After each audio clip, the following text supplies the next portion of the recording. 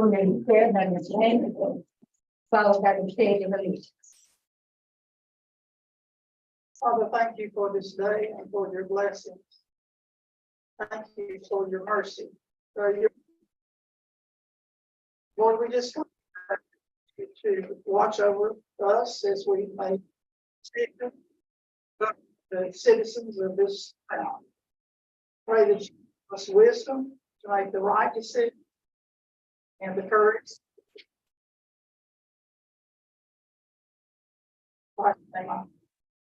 Amen. Pledge allegiance to the flag of the United States of America and to the republic for which it stands, one nation under God, indivisible, with liberty and justice for all.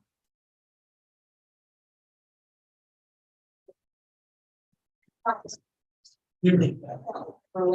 Here. Vice Mayor Ketchum. President. Mayor Anthony. Here. Google Camera.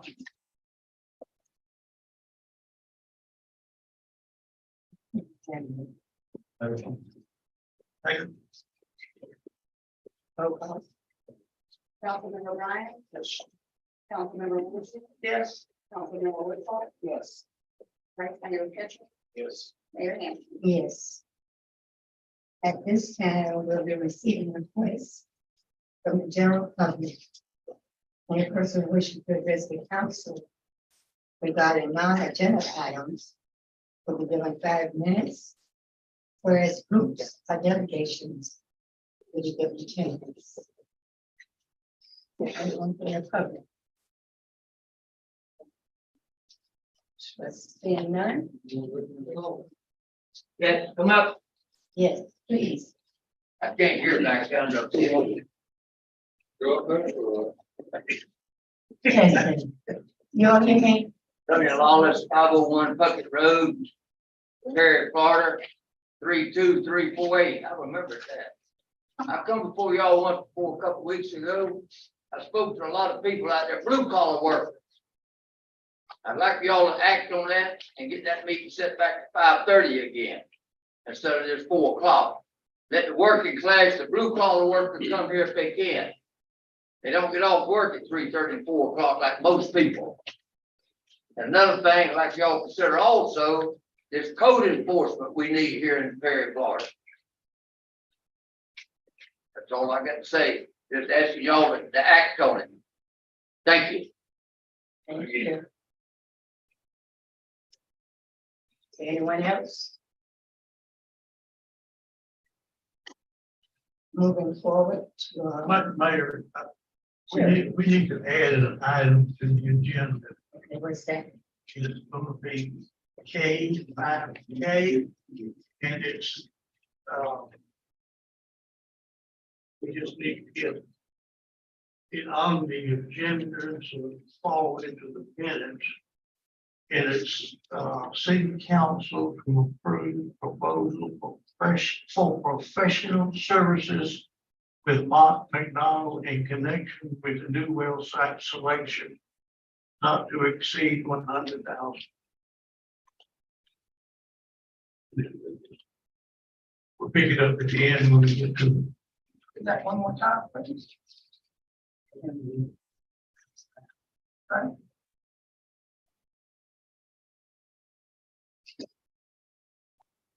Anything else? Okay. Here we get advocating.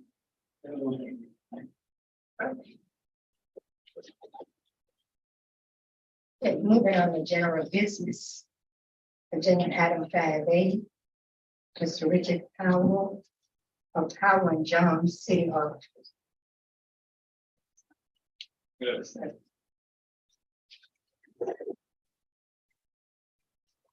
Mr. Powell, sorry. My name's Brad Huff. I work on partner in Powell, so well, and to address any questions you guys had about last back in the already.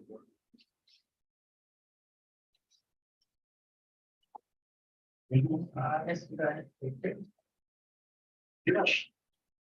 So everyone knows we're talking about, I'll prepare that document right there. for the city of Perry for many, many years. For Taylor County, city of Madison, town of Mayo, and town of Greenville. I'm looking at, page 11. Just clarity. That's our page, but I- Well, you prepared this? the numbers didn't match up the last time. That's why I'm mentioning this. It's our page 11. I'm not sure it's yours. We've, I presume you guys have the new, The correct one, I know Bill has the correct one. okay, so. I don't. So, yes, And the old one. you get the old one, so, what do you? Just to. Oh, I won't say it like that. I would have been totally embarrassed to stand up in front of a public meeting presenting an audit report. And everybody's, you say, go to page 32. Well, it's not my 32, it's your 32. That's just totally unacceptable on your part. Yes, sir. On page 11, kind of in the middle, the debts held by the city are low interest loan. PPA for sewer related projects, isn't that water and sewer? Yes, sir. Maybe notes, how you gonna keep up with it? Yes, sir, I've been right in. Go to page 40.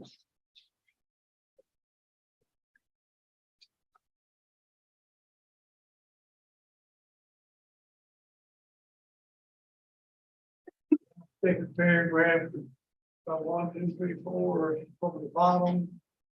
The city will be getting a grants from federal and state sources. Grants or grants? I would presume there'll be grants. On page 88.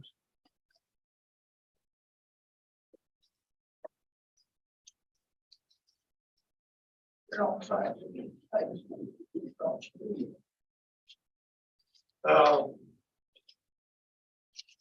The second block, where it says changes and differences between not town, the city. And the second, next paragraph, is town, HS. And then the same thing on page 89, it's middle, city reporting share.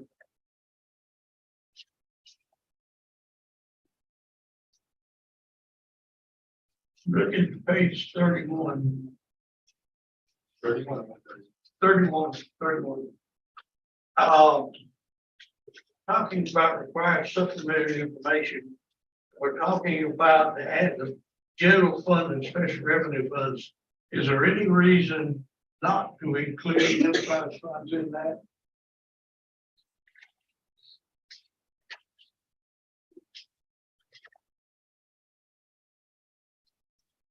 Sorry, repeat that again. In these paragraph talking about required supplementary information.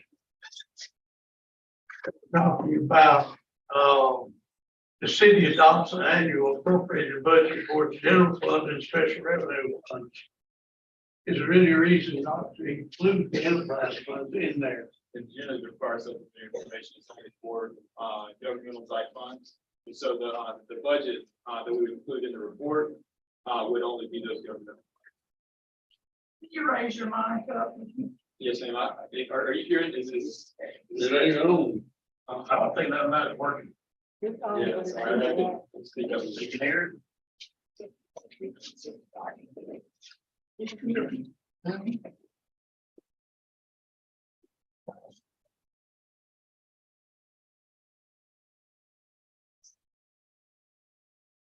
Right now, Sarah.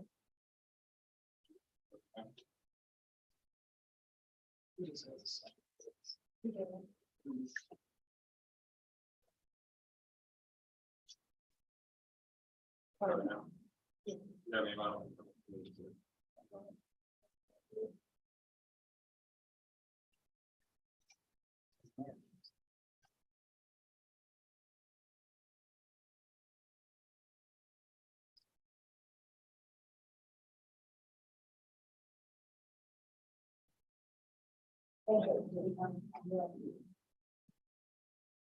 Testing 1, 2, testing 1, 2.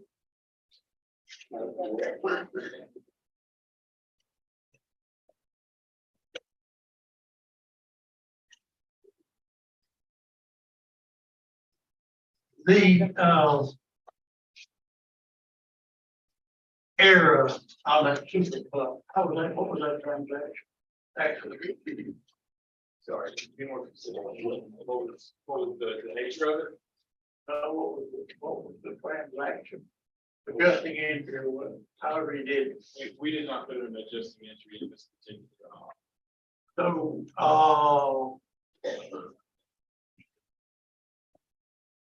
looking at page 51. 51. Gas revenue charges for sales and services. That number is overstated by $900.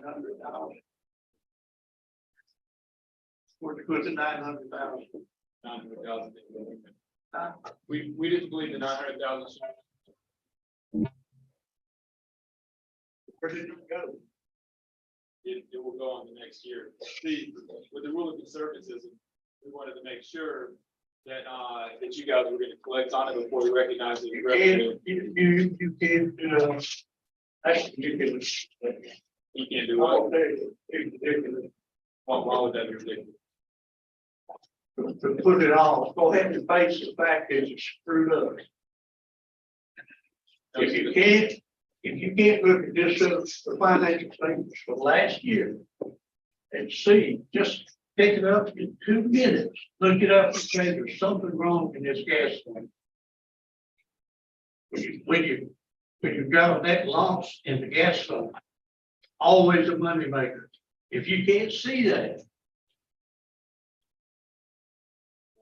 you're just putting something off and you go ahead and face the facts. I'm unable to understand what you're talking about. So wait, you're telling me that we should have put the 900,000 there, or we should not have? I'm saying, sure, go ahead and take care of the problem. So the receivable, it hasn't been collected on yet? No, No, sir, it hasn't. been collected. neither has a lot to receive. Neither has any receivable with been collected. Yes, sir. Nor will it absolutely will the final fact be collected. Don't know that Exactly. until after the fact. So for a contingency like that, generally we err on the side of conservatism. We will recognize the revenue in the current year when you guys made the agreement. Okay, I'll agree with you there. Why is it that information in the financial? But on page 95. No. It talks about it, but it doesn't talk about it in detail. Okay, again, I'm not gonna. I think you've got an obligation to tell this council. When you see something like that, you didn't see it and you didn't look. Are you meaning for last year's audit? Yes, So in last year's audit, we missed this error. Is that what you're saying? Absolutely. you didn't, Yeah, yes, it was an error that was missed. The testing that we generally do on that type of thing, where that was brought out, would have been a year-over-year comparative test. And year-over-year, the revenues would have been similar because if they would have been the same, the error wasn't caught until in June. And so, and they corrected it. And so, yes, so that would have been one of those areas where that would have been missed. it was caught when Gene of. June 22, yes, sir. Back to the, overstatement of revenue. Wait a minute, it was cut, you say it was called June 22, and was that when you found out about it, or That's We got it. about it. June 22?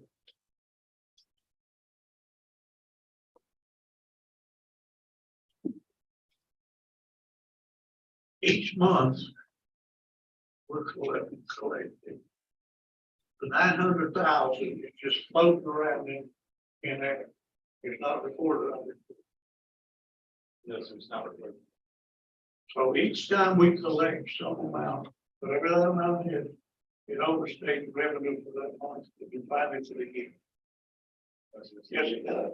Where's it going? I'm sorry.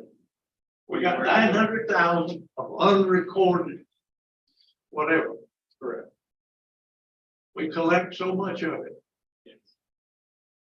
It's not floating with it. It's on record. It's not And on those it's gonna be what? Revenue, So what we're gonna do, revenue. it's gonna be, yes. So it's gonna overstate it.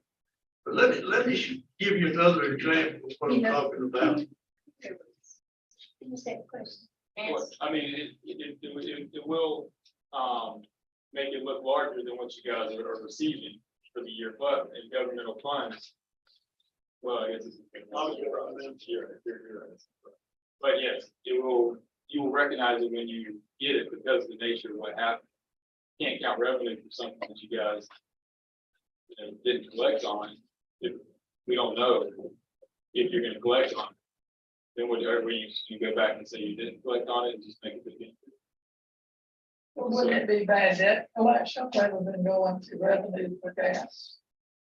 Bad debt collection. Why don't you show it for current revenue if it's for something that happened a year ago? Just because of the nature Or what? of contingency.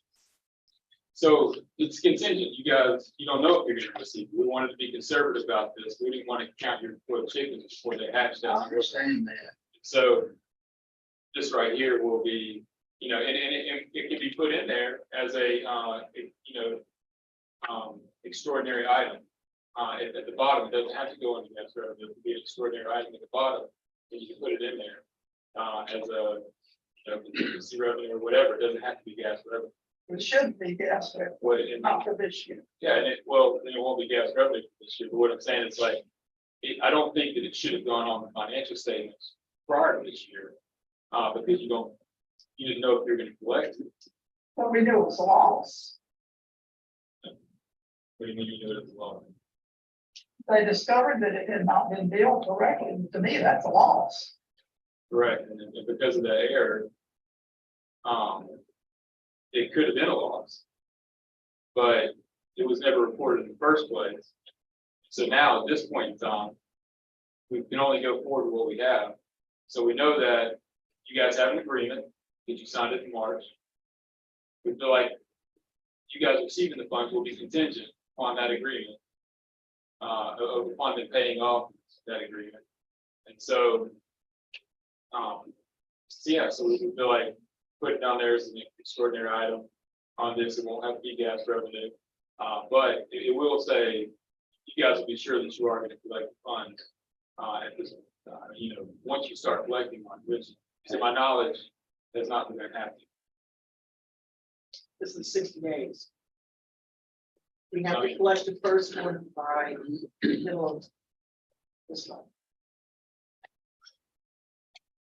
What was the check that they gave us for? For what? We really don't have, the deal was behind. No, to catch up to the 60 days. Okay. And that's how they're.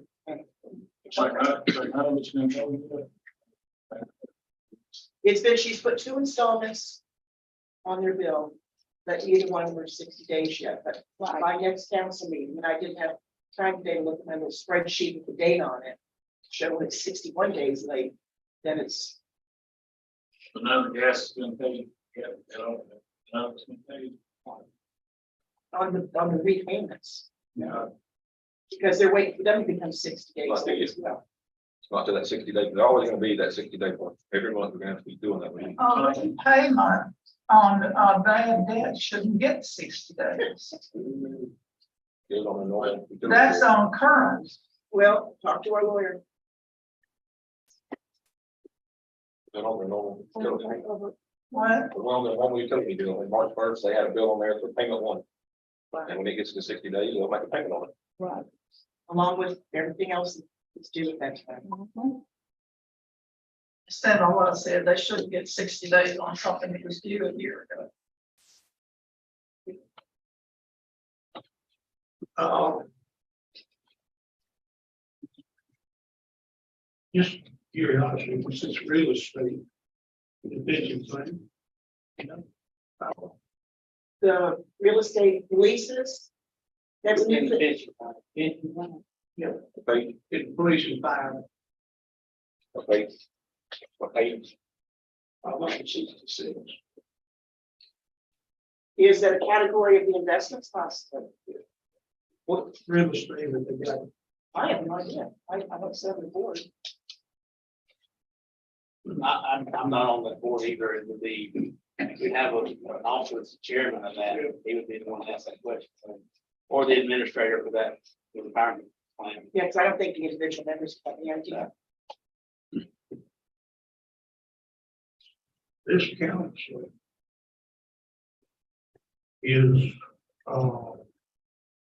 responsible. If that pension plan goes broke, we got to come up with the money to pay it.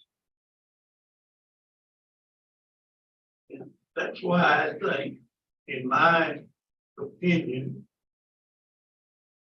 that when you start talking, presenting this audit report,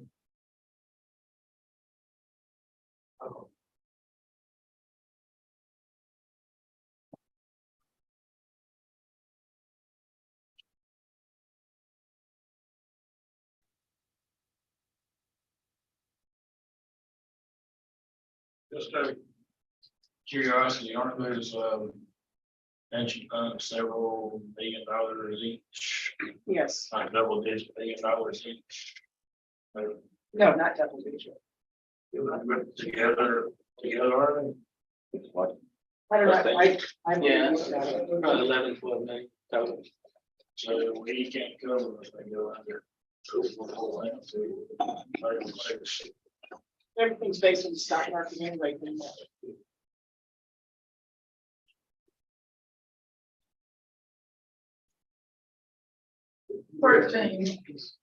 John, 13 people.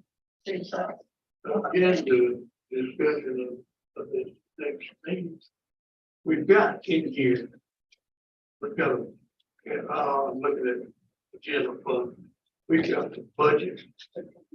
And we've got the actual. But we don't have that for water, gas, sewer, good. And we need that. Okay. Don't have to go to 9:30 printout. And add the accounts payable at 9:30 to it, to subtract last year's payable in action. All right. For the cash report that I do for you, No, I'm talking about doing something else. but we can get together and talk about it. It's, we can't sit here. I can sit here and listen to, looking at the utility tax.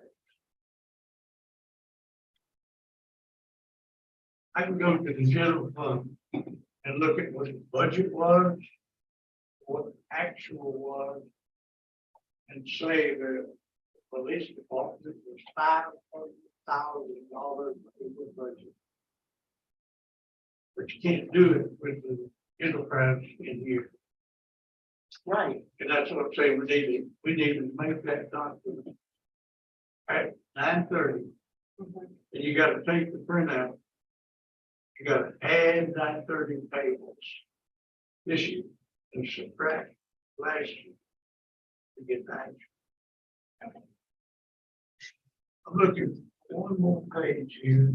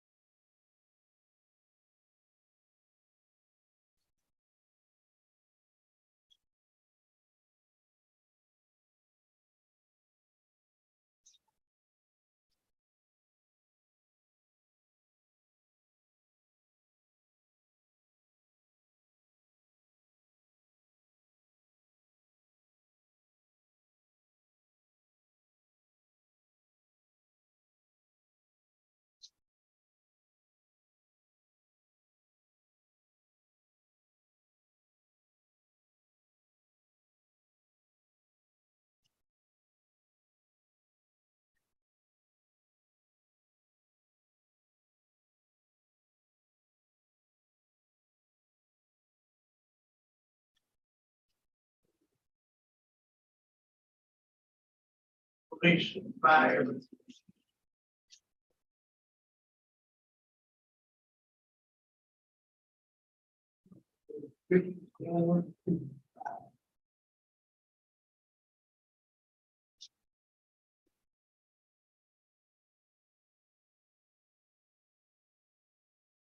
My comment is.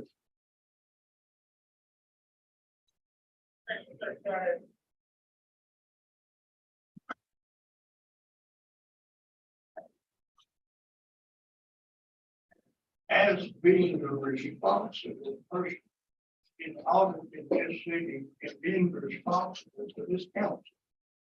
I think you've got an obligation to make you aware of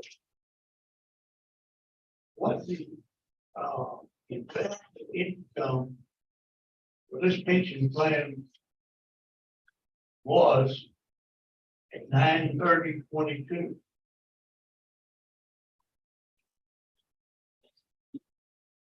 If you will look at it, it's $3 billion in the hole.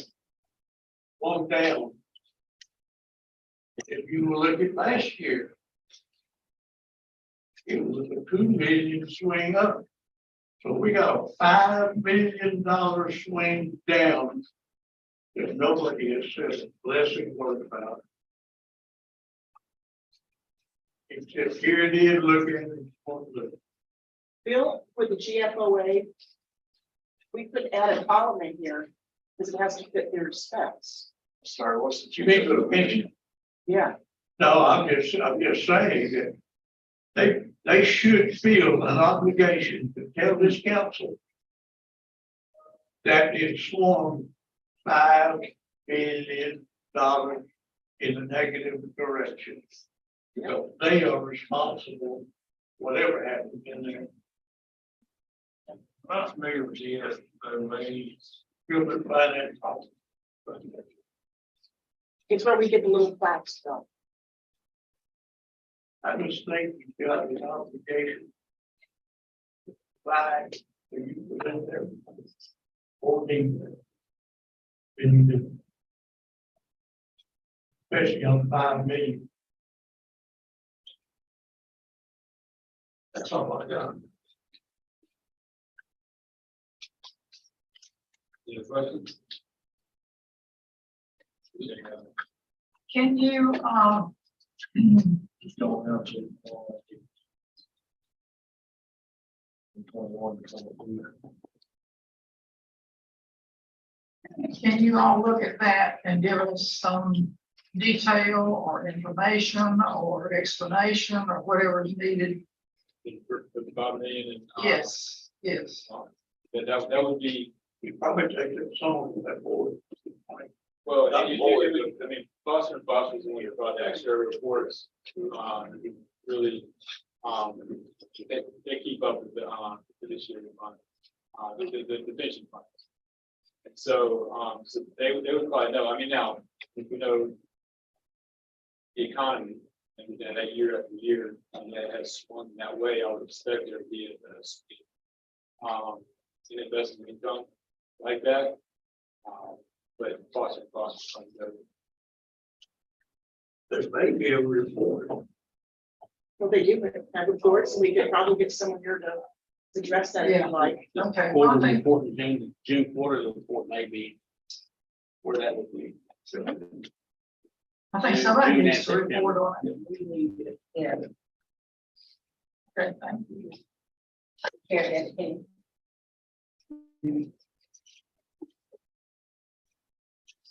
Sorry. Whether it went up or down, you're paying out 900,000 in benefits and only bringing in 676 in contributions. Yeah. I think that was gonna work long term. Yeah. I mean, there's good years and bad years, but that's how I mentioned to them. It keeps going on, it's gonna be. Yeah. It will be broke. No, there's more and more retired. Catch up.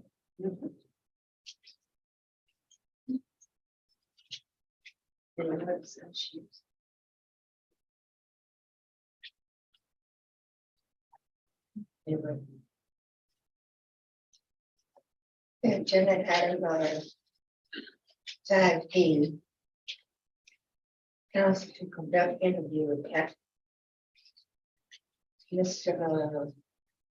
Madam has withdrawn his consideration. So. Yes. Yes, for this. You want?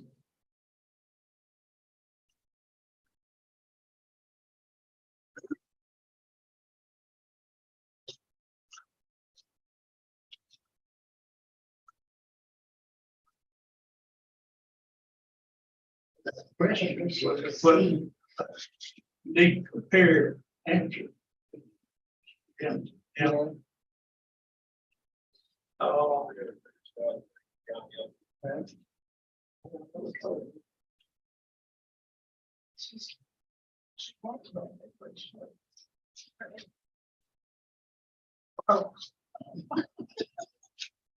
Next to the wall. Come to the podium.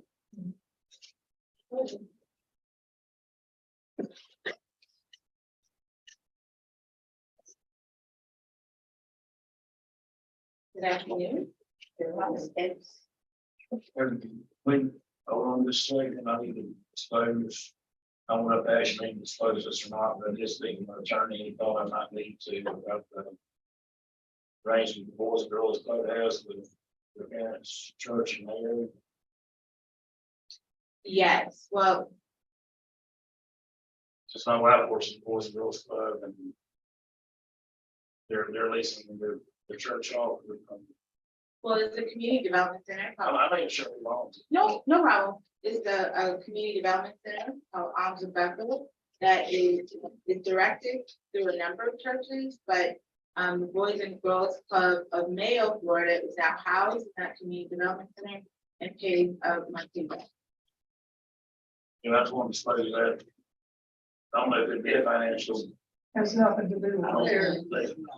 Boys and Girls Club. I was just, Are you doing that? I was just here, I just wanted to. It's better to disclose. Yes. So I learned. Yeah, that's all I had.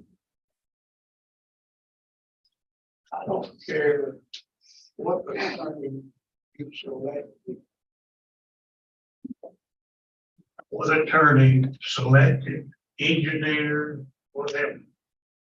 There's a level of knowledge here. Every blessed one of them got all the same knowledge here. Above that line, different. Municipal, don't have municipal, you know.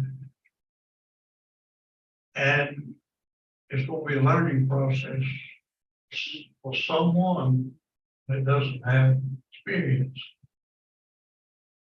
But it's not a big deal. I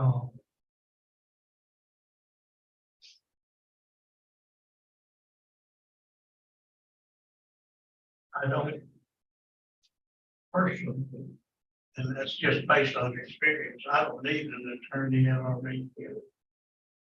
Or you know, just the company. And I'll say that. I don't think they do either.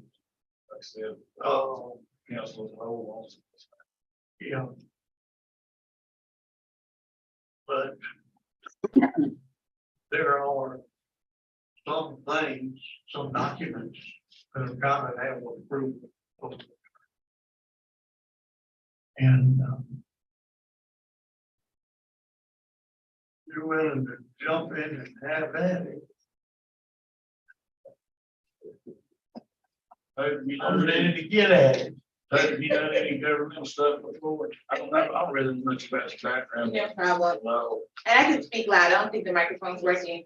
I work in legislative government as regarding externships. So have experience in drafting and assisting proposed legislation for the different members I've met.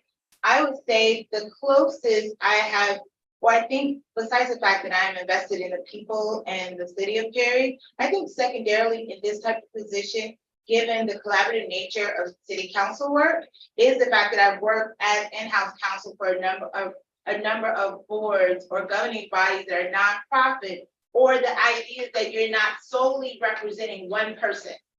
So I have to represent, I think in the experience that I've had, I've learned how to represent what I believe was in the best interest of the organization, like the 6,000 member church that I represented that owned a fitness center, a record label, a publishing company, a day center. I, for instance, in a meeting where the pastor wants to write a book, my first thought is like, how?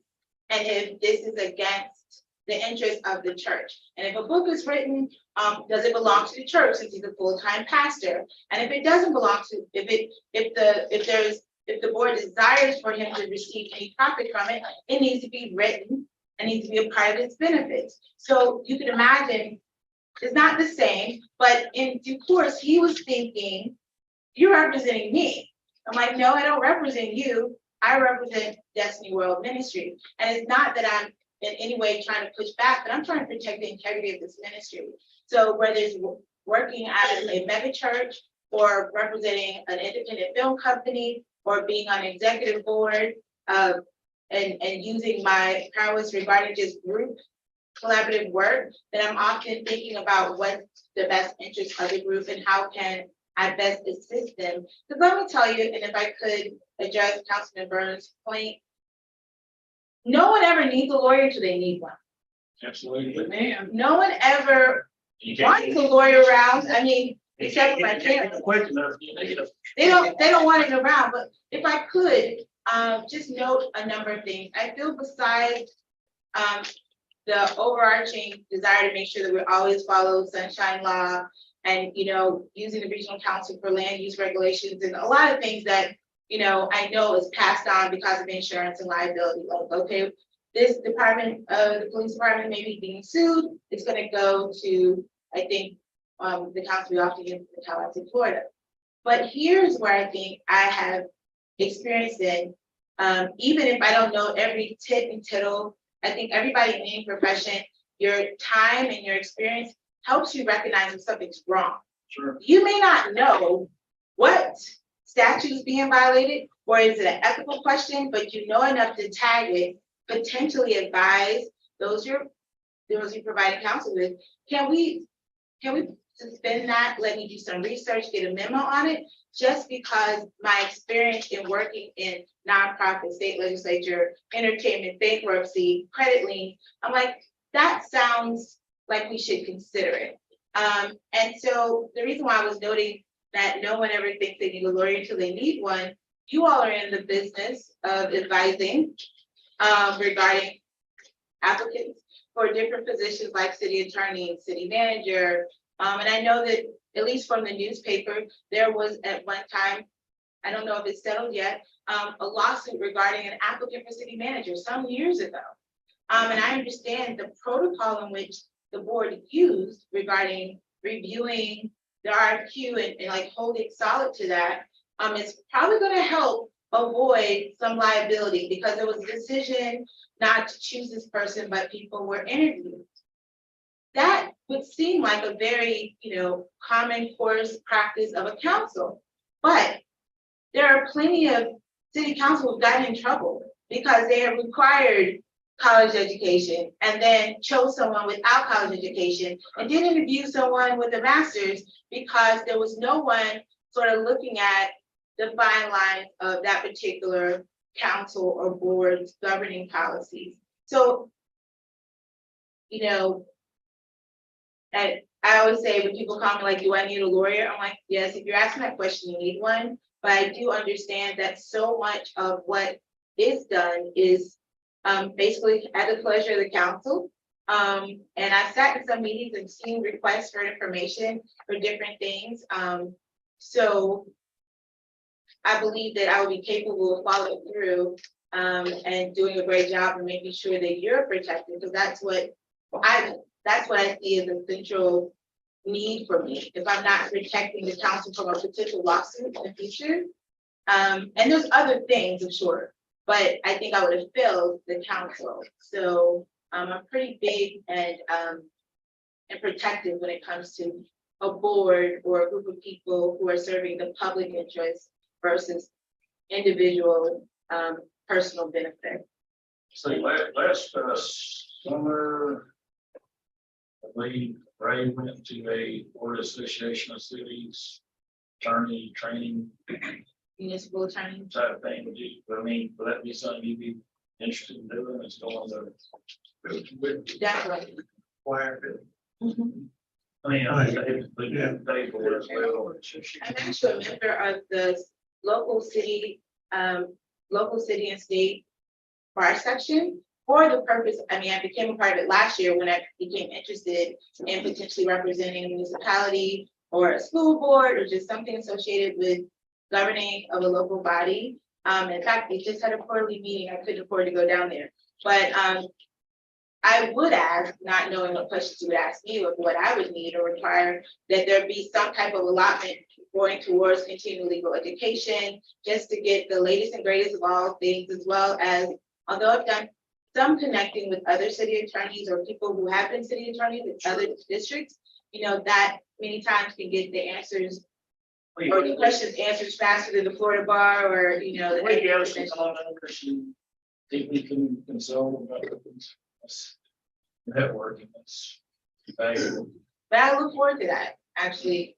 I like learning aspects, and normally, for those of you who care, Florida lawyers, and every lawyer of every state has to have so many continuing legal ed Sure. credits, and I usually have like double more than I need just because I'm sort of a nerd like that.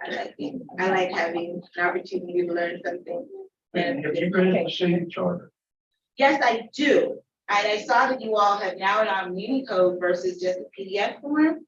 So I did search, I read it, and maybe not as thoroughly as I will in the future. I didn't see anything directly outlining city attorney politics except for the manager's ability to hire, but I did see certain sections in the ordinance that dealt with, you know, there in regard to the code enforcement boards and just certain aspects of that. But I have seen the charter, and I'm glad that it's more than a PDF now, so you can start to do it. If this council wants to do something, you feel an obligation to find reasons not to do it or reasons to do it. That's a great question. I would say that I would be serving in council to do both, because the issues of why to do it, would also want to know if there's any collateral damage to a well-meaning situation. I mean, you're talking about the charter, but say I did have the privilege of sitting in last council meeting, and you were talking at one point about taking away a certain fee for the water, for passing water bills. And, you know, I heard the discussion, and the first thing I was thinking, anytime you take away money, what was that money funding that you now are taking away, and how does that fit into the budget? Now, I'm using that just a position to charter that if there's anything that the board wants to do, my ultimate goal is to figure out how we can do it. And if we can, This way, okay, if the charter says this is a red ball, you just accept it's a red ball, or you try to determine this black ball. if it's a red ball, I would say it's a red ball. Yes, sir. I mean, my goal is to, again, to serve the board, so I don't have any. This is a real true issue Okay, that we're gonna be faced with.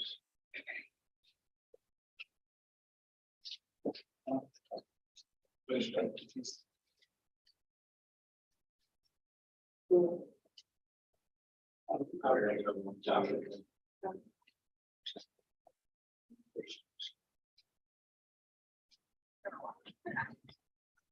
This is a sketch of property A and property B in the city street running between. City street is unimproved, dead ends. 20, 30 years ago, property owned A, move the house there. And half of that house is on City Street.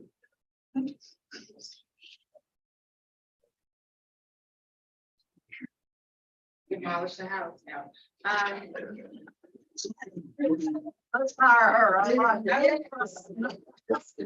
In fairness, well, I would want to know what the council wanted to do, but just looking at this side of things, if you're like, okay, what would you suggest? Then you contact the homeowner to find out potentially if they want to buy the part of the street that the city owns, since it's a dead end and doesn't seem to be serving any municipal purpose other than to has an entryway to both homeowner A and homeowner B.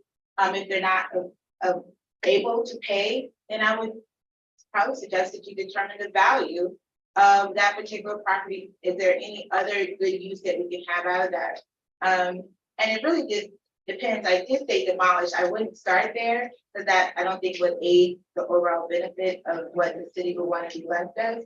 For instance, if it's a person of a certain age, no longer working, you know, their grandma lived in the house and has been there for 30 years, I'd almost look at it as adverse possession because it's been there and no one's done anything about it. But the city has way more power than the average resident who is, you know, touching or breaking another This property. got two answers. One of them is a legal answer. Second. Well, one thing about legal answers, it comes through a myriad of questions and research, even if the research is only asking those questions. Why did it go so long without being reviewed? Blah, blah, blah. So a legal answer is, I believe that the city has a right to take their property back. But also, there may be a formal argument against estoppel since it sat there for 30 years. And I think the state of Florida is still like 27 years adverse possession if it was a private citizen. So I think there would be potentially a legal and an ethical issue to act that way. What's your phone number? 049070 in Florida, and in Georgia it's 217688. 0490. You don't actually have an office. Yes, well, I do. I'm working out of the administrative building for Refuge House, which is the renovated office right by Wells Fargo. I have two offices or two spaces there.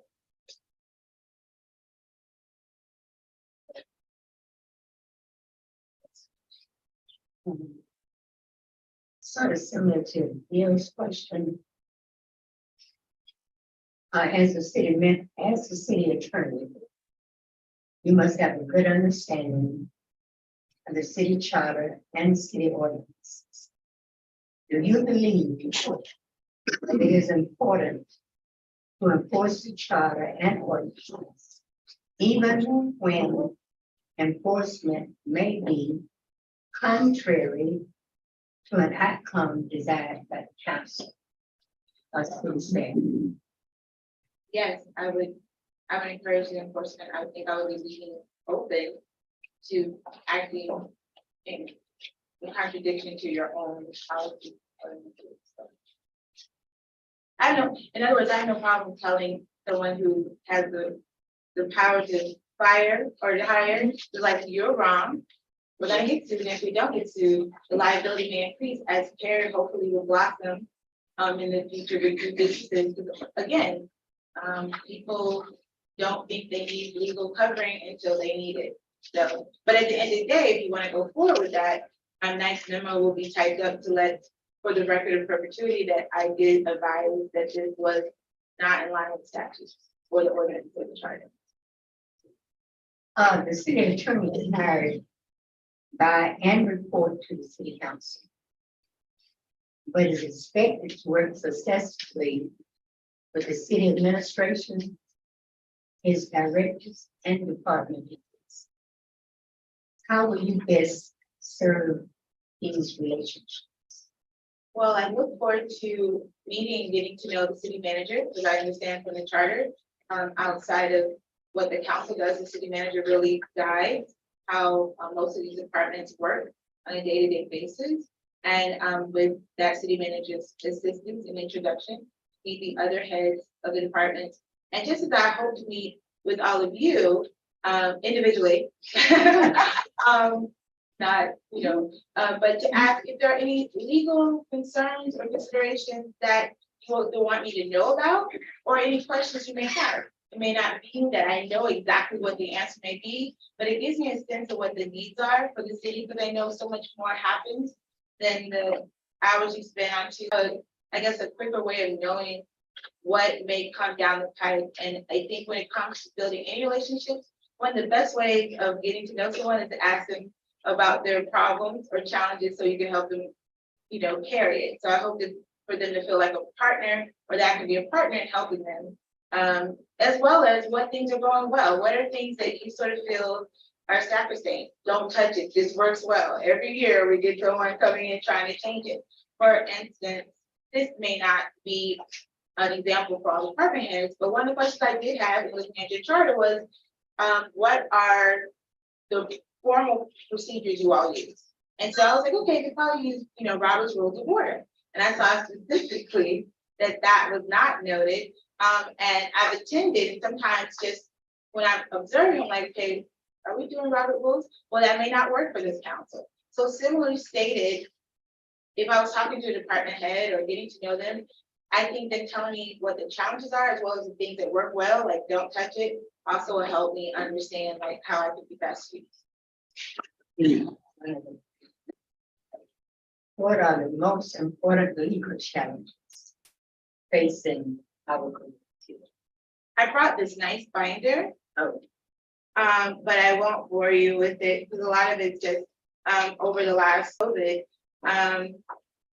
For the water, I would say the top 3 things that I would think maybe very important legal things to consider is completing that policy manual. I know you all have started the policy manual.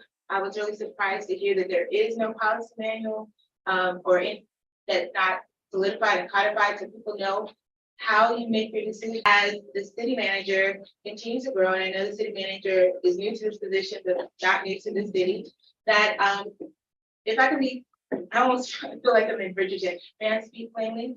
That sometimes, and I only see this through paper, so I don't know, no offense to Aaron, but there's, one side, the other side of the truth, is that sometimes we see statements as a litigator that makes me nervous that you can be setting up the city for a lawsuit. So, and what I mean by that, anytime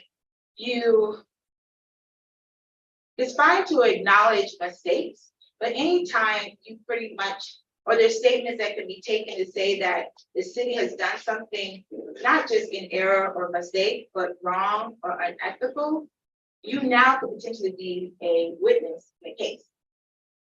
And see, this is the kind of things I think about that I say, like even though I've never worked in a municipality, but I've worked at a mega church. So different things, like I've changed because of my concern of lawsuits, I've changed language. Like, you don't counsel, you give care.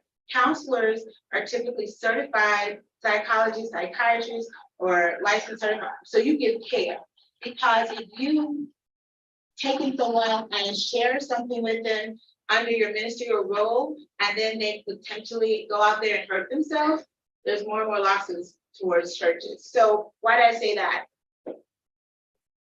I think when you ask this question, my thought sometimes is, okay, I hope even though I see this article, that there's something else that's happened to correct that. Like, this is wrong. Almost like, okay, are we gonna make it right? Or was that not the right statement? We need to retract it. Or, and I don't know if you all are open to this, because I realize just like Robert's Rules of Order, I'm coming in new, I'm at your pleasure. But sometimes I think you will be better served as public officials, with the reporter always at ready, is to workshop some of these issues. So that you, even though the public is available, but so you can like sort of hash it out, like you think this very strongly, and I think this very strongly, and I think that this is stupid. Like, you're having like a more working, constructive environment. It's like, the end of the day, we want the city of Perry and the citizens of Perry and potential businesses who will move here to look at your all work as something, not just honorable, but that you're doing something great. And now, again, I'm a lawyer, so I'm used to like trying to make the best, the bad look the best. So I realized, I'm very limited as to how that can happen, but I would suggest maybe certain language, like in, working for an independent film company. I was really big on, we don't partner with anybody. Partners suggest something else legally under business organization. We do collaborations. We do sponsorship. Because if you work with another independent film company and all of a sudden something blows up, they're saying they owe 50%. There's nothing wrong with the average person saying partner. So when I say that you can be sued or liable, it's not necessarily that the language itself was intentionally problematic. It's just the idea that maybe we can, one of the things I see that we can improve on that. I would say I said 3 things, didn't I? Well, the third thing, only because there's been so much discussion of it that I've heard regarding different corporations who have been late on their bills and their treatment versus the average late citizen. And I mean, there's a lot of protection and sovereignty as a government, but you know, I think I look at that comparison just because I'm like, what if something else happened and this situation is determined potentially to be, and I know it's not, but fraud or whatever. Sometimes I'm just hoping that there is like a resolution that protects the council from itself. If there was something coming in the future, I'm always thinking about the future. I'm always thinking about that little golden egg. But I would say the policy and the and workshopping some fine points so that there could be some resolution on things to just sort of hang out in the public as problems, but probably assist the reduction of that type of life. One last question. What makes you the ideal candidate? That was the attorney. Well, I think I'm an ideal candidate because of both the time and opportunity. I believe that, as I stated in my probably too long interest letter, I think that I come in the middle of a new move. I mean, we have new council members, we have a new city manager, we have a new city attorney, and I believe I can bring some fresh eyes, even if I don't know all the municipal law, but I think the breadth of my experience, I know a lot that can maybe add in some of the conversation, especially when it comes to resolution and conflict resolution. I actually love this debate, and that's why I went to law school. I love confrontation because I like putting it out there and dealing with it versus, I mean, let's say put between your members, putting it out there to deal with it versus not dealing with it. And because I'm comfortable with that, it's like I leave it at the door. I hope to not be tested that much, but I don't think I have much of an ego, and maybe it comes from having a lot of trials and be like, the jury found someone guilty, the jury did not find someone guilty, just putting it on myself. So I think the time that I'm coming to the board as a potential city attorney will maybe be just a lift and refreshing to have someone who's looking at things differently versus just saying, well, in Monticello they do this, and in Live Oak they do this. Maybe it's like, well, let's maybe think outside the box, you know? Maybe we do want to change wholesale the charter in a way that traditionally just doesn't work, but maybe there's some other avenue that we can do it in, because let's face it, our charter was written, or like, I think I saw it last revised 1981. That's before the internet, that's before the use of smartphones. There's so many things that maybe just a person coming in, looking at it will get fresh eyes. The second thing I've already mentioned, I feel like I have a good hope on working with boards, because I do think it's difficult. You tend to find a commonality with one or another, or maybe, like Councilman Burns said, maybe there's something in me like, I don't want to do that. You know, you're having to check those things because I'm not a council member. I'm here to do this job, my job. So But I think working with different boards, have different people, different personalities, make me an ideal candidate. And third, I'm committed to Perry, Florida and staying here. I now have a house in the corner that too many people know it's my house, but that's the beauty of living in the country.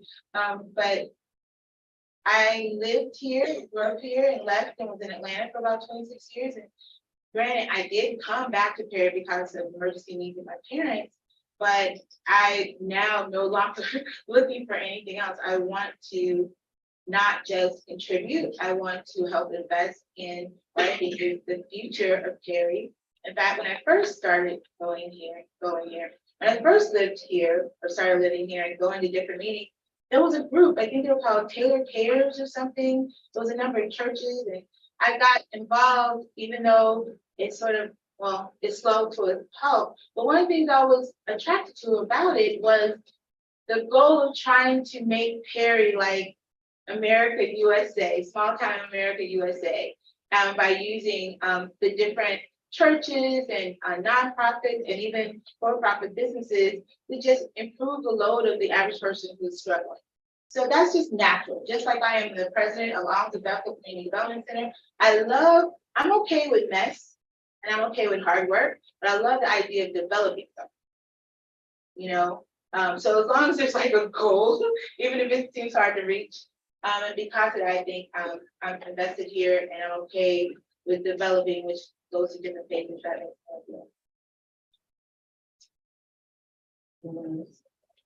Are you, there's also the,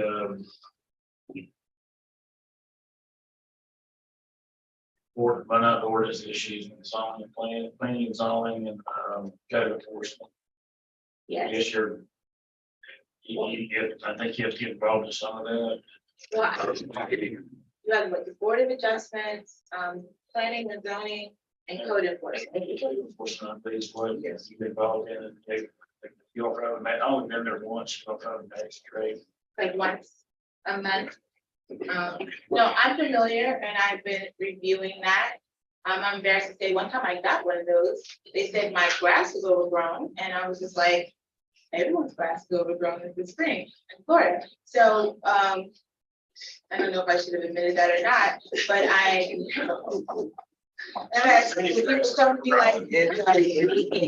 was like, well, you know, get your evidence and everything ready.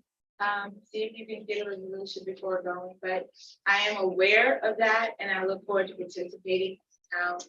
You know, having basically the code enforcement officers testify, provide evidence and other issues.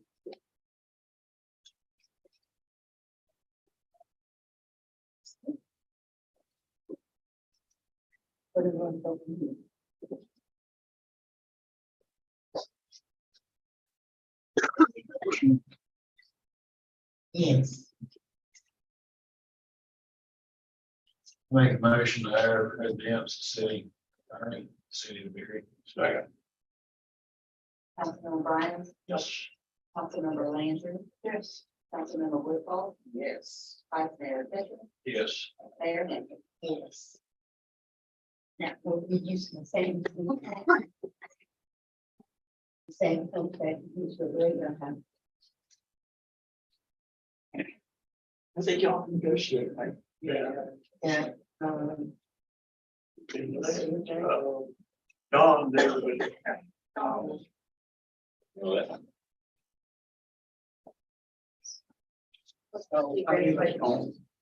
Welcome aboard. Thank you. That is your. Where do I get things today? Okay. I can say that now. So you, the background check. Okay. It's a call the Florida bar. We'll bring it down first. Enjoy the bar. And George Bar, yeah. So we are looking at the 23rd. Our next meeting. Well, I look forward to working with each and every one of you.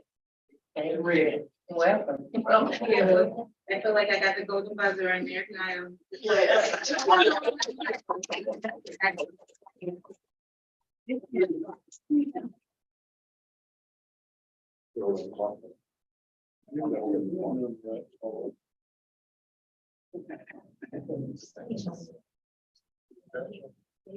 Moving on to agenda item 5C. Public hearing and final reading. Ordinance number 1026. This has to do with repealing the ordinance requiring stickers for ATV. You want to say something on this? You don't want something to public, we should speak on this. You can't hear. Read it loud. Public hearing and final reading. Read it. You want me to read it? Don't Well, I can read it. Go with that.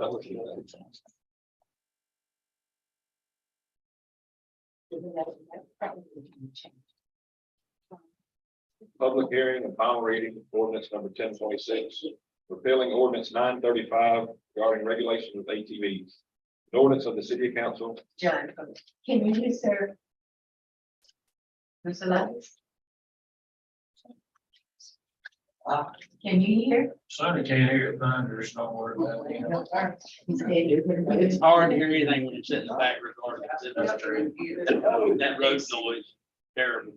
I can't hear a word y'all said. We'll do sign language. Horse and good call.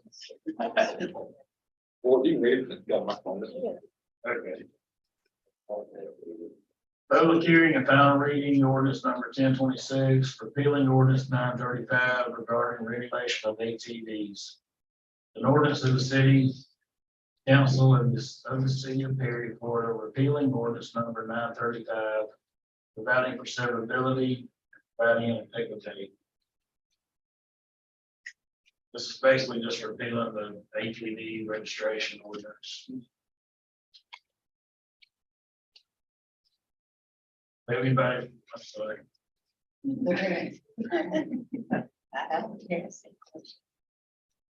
Anyone from the public wishing to speak on this matter? Council? Their motion. Motion.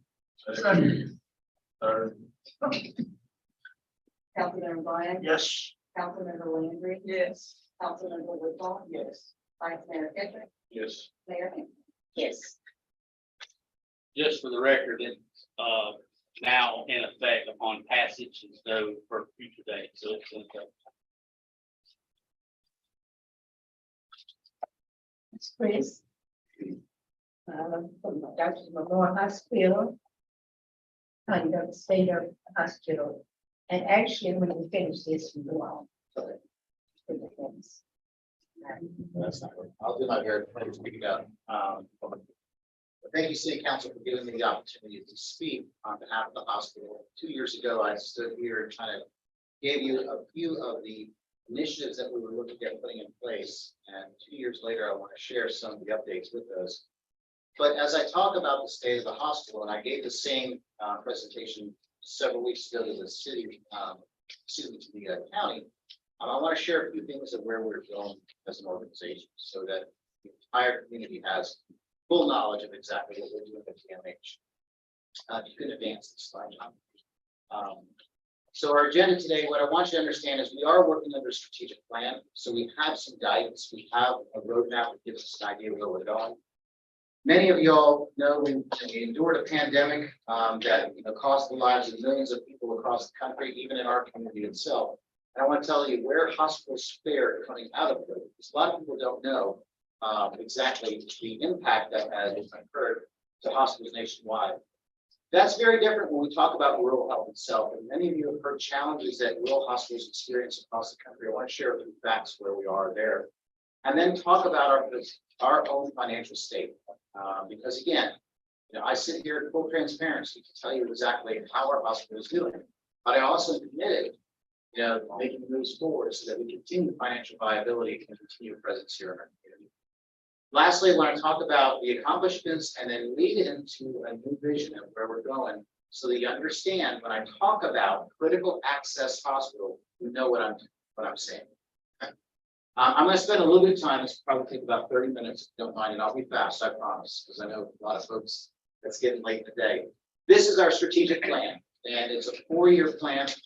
excuse me, a 3-year plan, and it's already been revised a little bit. But I put this up here just so you know that today, presently, we've already accomplished 18 initiatives that we set out to do when we set this planning motion in June of 21. We've got a significant number of additional plans, have a significant number of additional initiatives, but we're well on our way. This is fully adopted by our board of trustees. Pat Barber is in the audience as our board chairman, and they fully endorse exactly where we're going. It's against Baldridge's 6 pillars of people, quality, service, community, finance, and growth. And so we utilize that to put initiatives under each one of those specific pillars. Next, John. When we talk about COVID, and I really want to share some of this with you, because a lot of people don't know the impact that COVID had, not only to you all personally in the businesses, but to healthcare itself. COVID was a very, very difficult thing for the healthcare provider at the bedside. And in fact, what we saw with respect to that is utilization of contracted staff soared 328%, meaning that hospital staff either fell sick and stopped working, shifted jobs and went other places to work. And because of that, many times we have to bring people in from all over the country to work in our hospital. Why do I say that?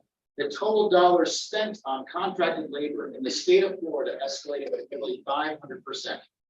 If you look at the market of a registered nurse in the state of Florida, the average runs around $32 an hour. At one point, our escalation was $125 an hour, $185 an hour for overtime. That is not sustainable. And I say that to you because, again, supply and demand got the best of us during COVID. And you had people working 60+ hours a week when a lot of the norm was still going on in the community. When I say that, in past waves, Omicron, some of Delta, where we tried to keep a norm in the business community, but when you walked into the hospital, it was a totally different story. When you also look at that, salary market adjustments increased almost 300%. And the problem too was the folks that usually spent time in the hospital, the average being about 3.5 days, escalated to almost 10. So you had a lot of patients spending more time in the hospital with the same reimbursement coming back to the hospital. If you know what I mean. If you sit in the chair at the restaurant for 3 hours, you've already paid your bill, right? It doesn't allow the restaurant to turn over that table again. And that's what we saw quite a bit. A lot of this was also nursing home driven, where nursing homes were preventing patients from being accepted for fear of creating COVID outbreaks in their institutions. So patients sat in those beds for quite some time. At one point, 85% of all hospital beds in the state of Florida were ICUs, 100%. Actually, more like 105%, because we actually had to create additional ICUs specifically in the Delta bed. Delta was the most impacted to Florida, whereas we saw Alpha in the Northeast, at the beginning of 2000. Next slide. When you look at the financial impact with regards to hospitals, labor costs went up, medical supply costs went up, and additional medicinals, the medicines we were using, not just the supplies, but the medicines we were using to treat COVID patients. So we had an escalation of 45% in our overall operating budget. 70% of that was attributed to those 3 areas. So you can see it made it very difficult for hospitals to manage. As a result, hospital margins across the state, whether you were urban or rural, have declined by almost 5.5%. And that is, that's been difficult for a lot of folks because we did, in fact, have CARES Act money at one point in time. That is no longer, as part of federal funding. Next slide. When we talk about nursing shortages, and this has been a big thing because, again, nurses were pivotal during COVID, but we estimate a 60,000 nurse deficit by the year 2035. So you're talking as many as 37,000 registered nurses shortfall, as many as 21,000, 22,000 LPNs. We're very lucky here in Taylor County because we produce a lot of licensed practicing nurses through EVTC and North Florida College. We will see more of a deficit of registered nurses here, unfortunately. But there's been a big swing through the state government 2 years in a row now to pour millions of dollars into pipeline programs to create more opportunity for folks to go to nursing school, create more opportunities for professors to come on board nursing schools for the education, and create preceptors within the healthcare facilities to help bolster those numbers. Next one. When we talk about rural health specifically, us, where we are, there are a lot of different things that affect us specifically. Very different from urban in some ways, and somewhat similar in other components. Insurance coverage. That is a big component we have here because again, a significant amount of the percentage of our reimbursement is basically based on governmental reimbursement, Medicare and Medicaid, as much as 70%. The other component is commercial based or self-pay. Geographic isolation. We have a lot of our patients that live in very isolated areas within the community.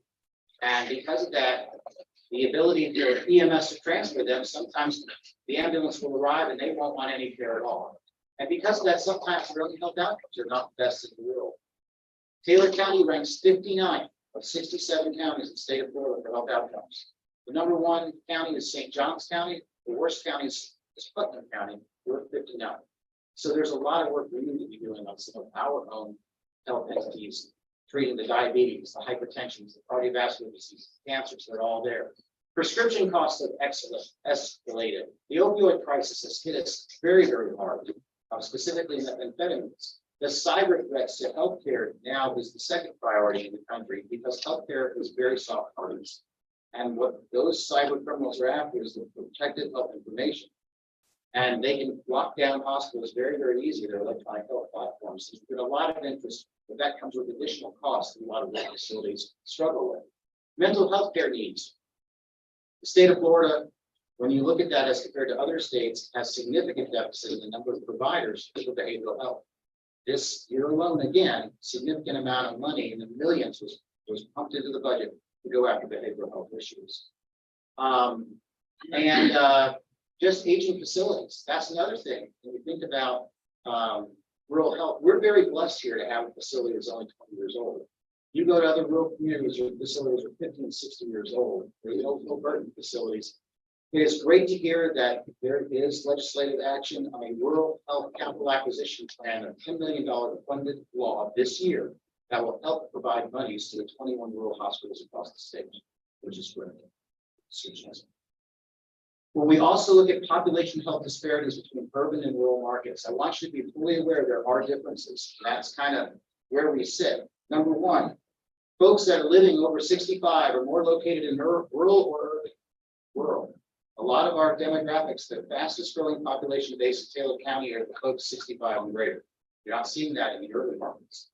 Premature death occurs more prevalent in rural markets versus urban. Uninsured kids, more in the rural versus urban. Access to primary care, more in the rural versus urban. And actually less in the rural than the urban, excuse me. And access to mental health, less in the rural and more in the urban. Again, more provider-based, more health systems in the urban as compared to our rural markets. I'd like you to do this for me.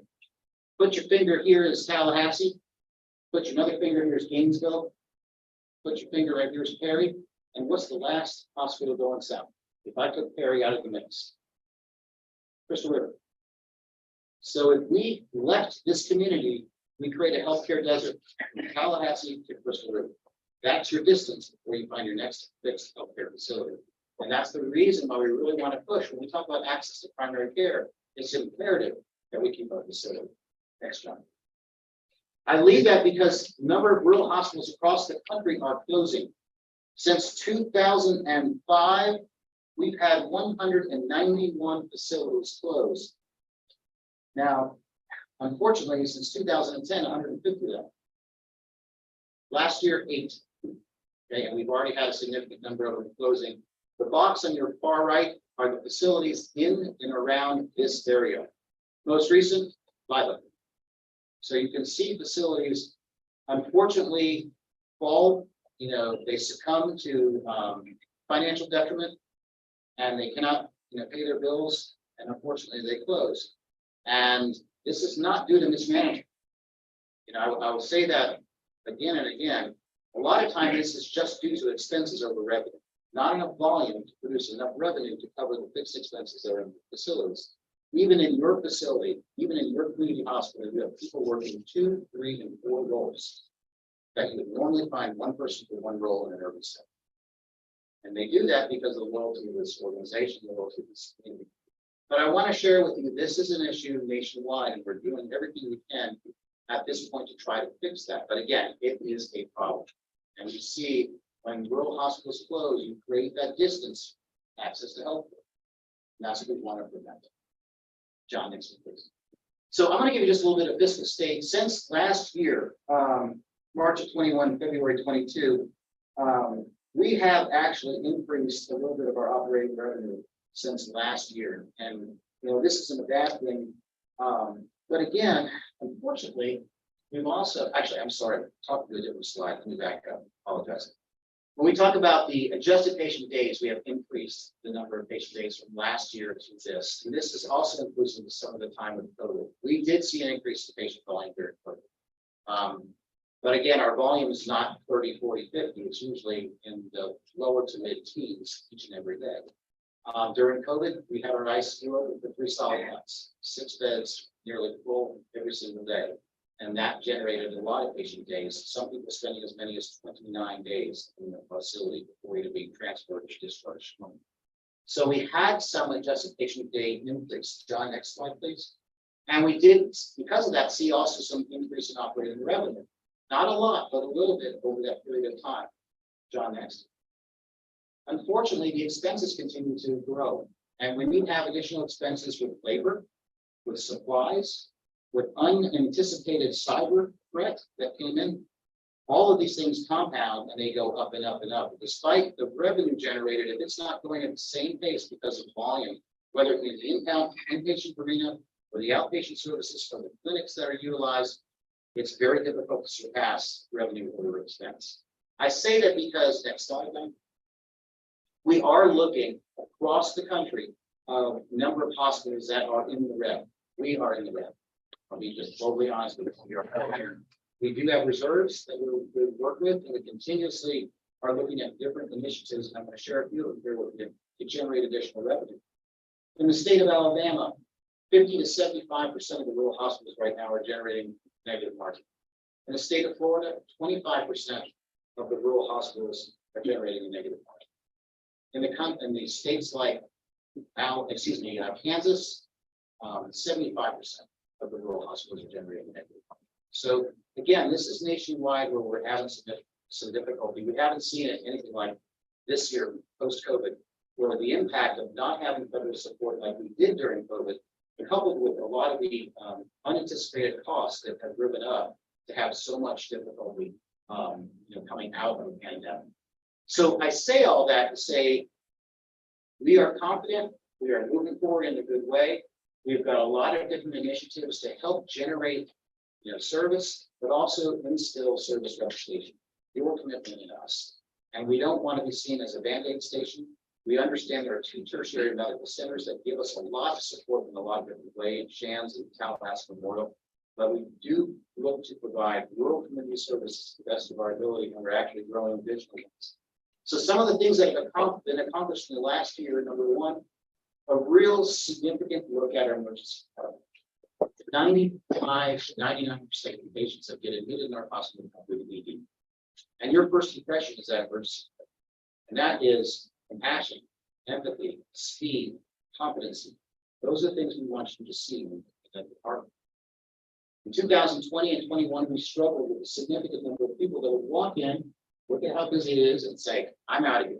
It's what we called up without being seen, never being seen by a provider, or getting frustrated because of a little bit of wait.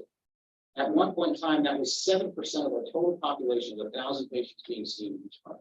That number is less than 2%. Consistently for the past 7 months. The time for the doctor to see you, to make a disposition and get you discharged, is also within national benchmarks. That used to be 2 times the national rate 2 years ago. And then our service reputation with satisfaction, at one point in time, we were in the 3rd and 6th percentile for patient satisfaction. We're nearly 70%. So we've made some positivity, but we know we got to continue to go, continue to move on. Stroke care has been a big deal for us. It's not just recognizing you have symptoms and shifting you off. We're doing a lot of work with telemedicine, where we actually engage neurologists in Tallahassee or Gainesville or even Orlando, where you're seeing them on television and they're talking to you and basically determining your physical status right then and there. And you can warrant an emergency medicine that we can give you if you have no contraindications or no risk in getting that medication. That gets therapy started here, not when you get to Tallahassee or Gainesville. And that's something we brought on not too long ago, just so we could treat stroke like we treat Parkinson's. Okay? We're still gonna do everything else emergent, but the opportunity to get you in, get you situated and so forth, and talk to the people and leverage the telemedicine capabilities, which is gonna grow and grow and grow in healthcare more, we're gonna see a lot more of it. This is a huge plus for us. Maintaining a robust hospitalist program where we have board certified clinicians that can care for you on the floor, so our physician base can stay in the primary care clinics. And that serves two purposes. It increases access to the outpatient arena, and it provides a stable clinician on the floor caring for you during your inpatient stay. That program has been in place since 2022. Recently, we started a program known as short-term inpatient rehabilitation. The slang is swing bed. It's what they call it in rural. But this allows folks that have had the stroke or have the pelvic fracture or had the hip replacement to come in and rehab in the hospital setting for a short period of time before going home. And this has been a huge benefit. And rural hospitals get this extra benefit. So Madison utilizes this program. We use this program. Appalachia uses this program.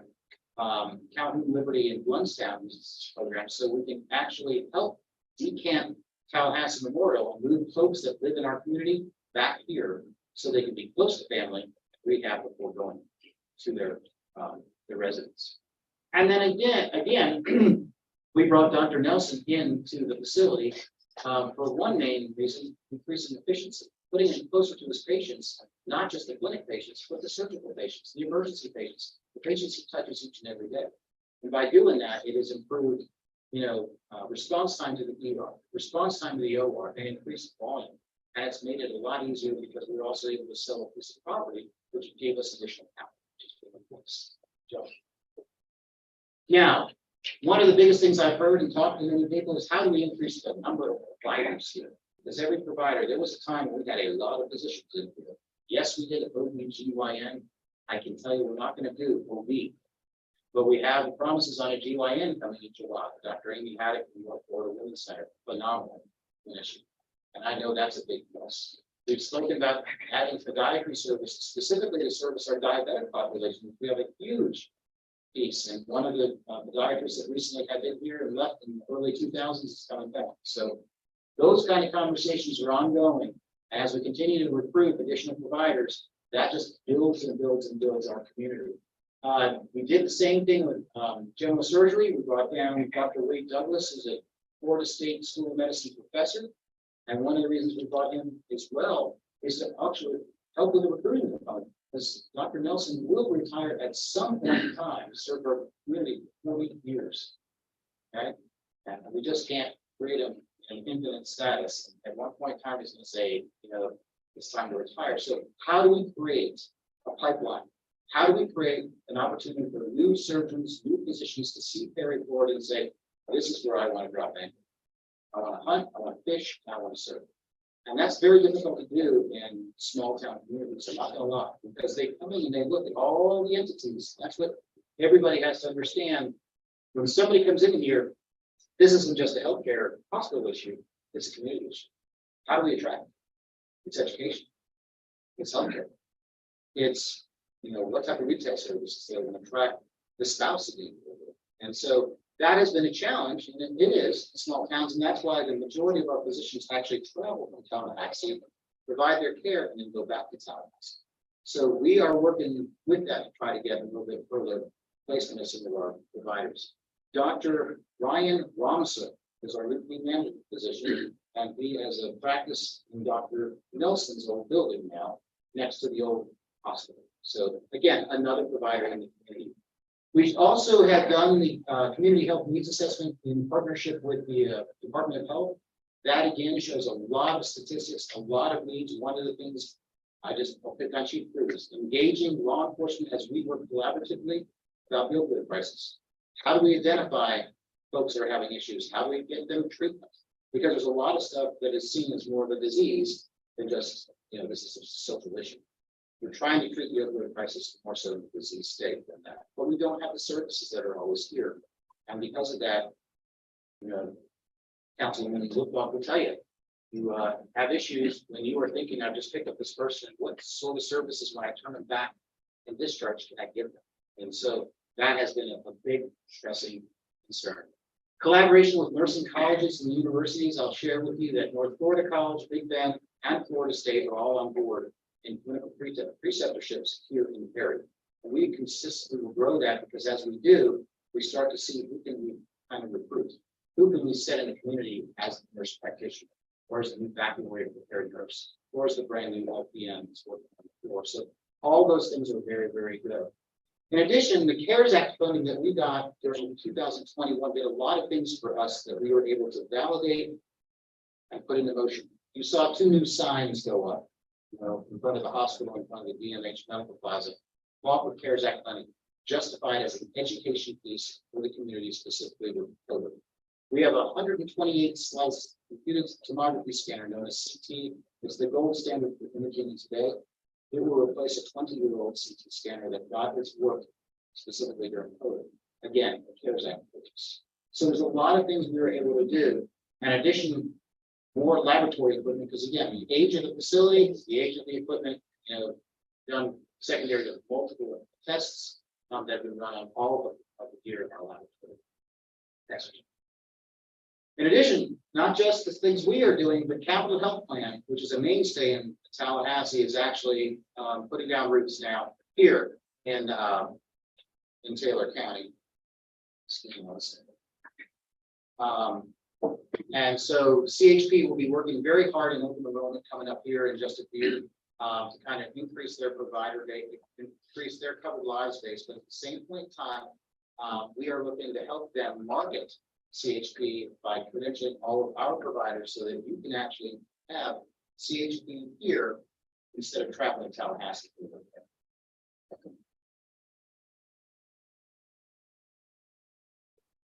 All right.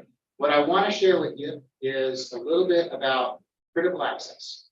And this is extremely important because a lot of people don't understand it. They immediately jump to the gun. Oh my gosh, we're going to lose beds. But what I want to do is talk to you about critical access.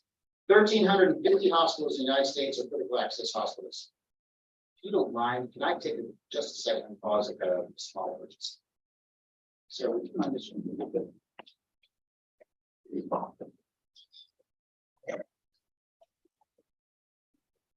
So, one of our management partners, Alliant Health Services, has been talking to us about possible conversion of critical access hospital for some time now. And so we have begun to work on looking at what that would mean for our hospital to convert to critical access. We are currently considered a PPS hospital. We are licensed for 48 beds, but we are beginning our conversion to critical access hospital. That work is already in play. We have already submitted our application to CMAS, First Coast Service Options in Jacksonville, Florida. This is the timeline that's going to take place. As you can see, it's a lot of work to be done in order to convert to critical access. We hope to be able to do that in completion by our target go live date is November 1. A lot of that depends on the government entities that we have to deal with and a lot of work that has to be done to convert to critical access. Sure. I'll let you carry it on. You're good, John. One of the things that it just is found with Sarah saying, I mentioned the number, 1,360 critical access hospitals across the country. So this is not something that's new to us. We've actually been following this for at least the last 10 years on, is it good or is it not good to be part of this? The critical access average daily census for acute care beds, meaning somebody that's quote unquote admitted in inpatient status, not observation, not something else, but inpatient status is 2.2 patients per day. It's a small number. That's a real small number when Tallahassee Memorial has 770 beds. When you think about it. In the state of Florida, the average critical access inpatient number is 2.4. We currently sit at 3. So we're right in that number, that sweet spot for critical access status.